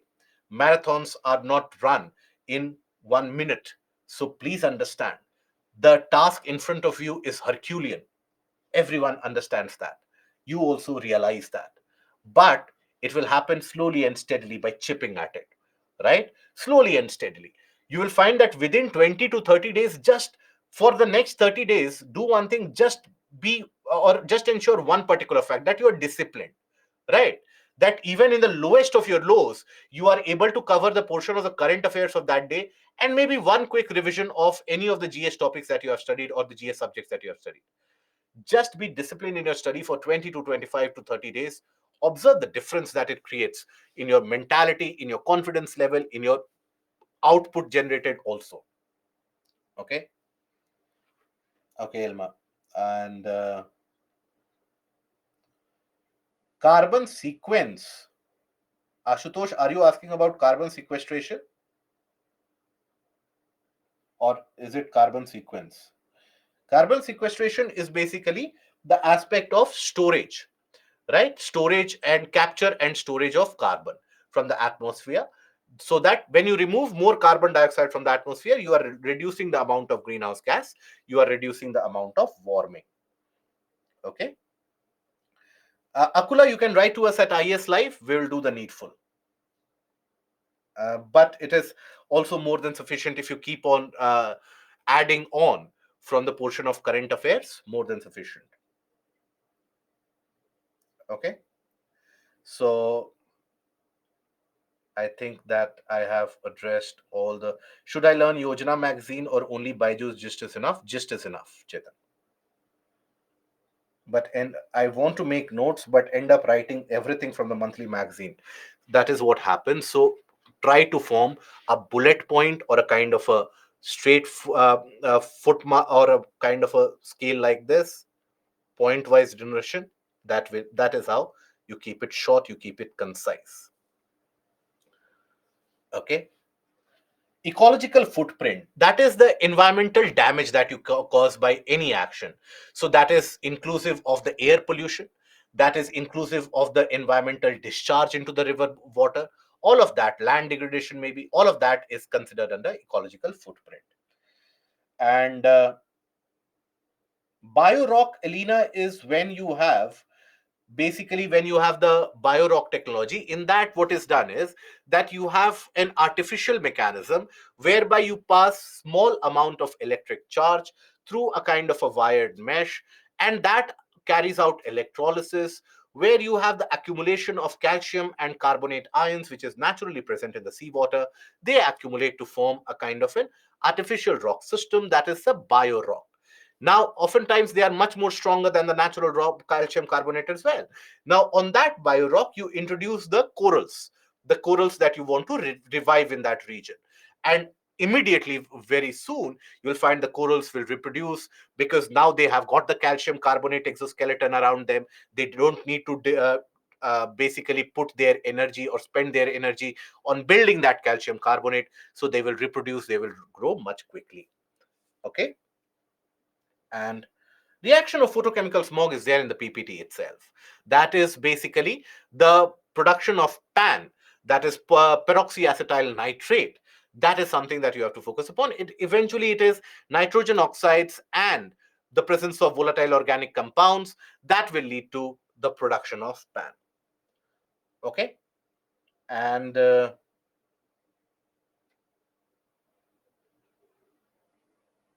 after that, I'm preparing for 2026 and I've started my preparation this June. I'm going to so should I utilize the 4 months which are left? So current affairs, GS, finish these two in this amount of time. Finish these two, and after that you can proceed ahead with the portion of optional as well later on. But as of now, have a target that while you are relaxing, then current affairs is something. Newspaper reading, anyways, is not obviously the type of news can give you a stress, but newspaper reading is something that you can follow. Genetic modification, Abhishek, that is the meaning of it. Mains question is around the concept, and I found that attending the mains, the question is repeated in mains. Yes, it is basically the topics are repeated. Okay, so that will be all from my side here today, guys, and that is where we mark the end of this entire environment ecology module. I hope the sessions have been fruitful to you. I hope the sessions help you understand the subject. I hope that overall, after carrying out the revision, you emerge a much better candidate in terms of not only the knowledge, but also analyzing what to study, what not to study, and how to carry out your preparation. Please understand, this subject might be small in terms of the coverage, but it is monumental in terms of the importance in prelims as well as mains exam. At the end of it, all that you're doing is further easing out your way for clearing the examination. Now, this is an examination. All of you have to realize the potential, the advantage, and the opportunity that you have got in your life. 4 years down the line, you might be in any other place in the world. You might be doing absolutely anything in the world. But if you don't clear this examination, you will be always left with a kind of a regret, right? So clearing this examination is an opportunity that you have got. And all that UPSC is asking you to do is not to study Heisenberg's uncertainty principle or Schrodinger's principle or some rocket dynamics out there. No. UPSC is asking you to study about your own region, your own surrounding, your own world that you are living in. Understand it in a better way. Diversify your sources and try to gain knowledge rather than learning information. Please understand, today is already the day where you know more than what you knew yesterday. Tomorrow, you will be knowing more than what you know today, right? So there is no reason why you should get disheartened, demotivated, and put yourself out of contention for the preparation of examination. This is an examination absolutely in your reach, provided that you spend every day judiciously. Don't beat yourself up if, let's suppose, the output is not generated one day or the other. Have that conviction in yourself that you can upturn the situation at any point of time. After all, this is just a job. This is just an exam for another job. It is not something which will define you for your life. But you can define the way in which you proceed for the preparation. Your strength internally can provide the strength for the preparation and eventually the success that will all be yours and only yours. With that, I end the session. I hope that till we meet again, you do take care of yourself. And in case we don't get an opportunity to meet again, all the best for your examination. Do stick to the basics, keep repeating the basics. That is the only path to success. So be in touch, do write to us, and the feedback sheets, whenever they are rolled out, do fill in the feedbacks as well. It has been a joy, a fun to interact with all of you for these past few days. Till we meet again, do take care of yourself. Goodbye. Thank you.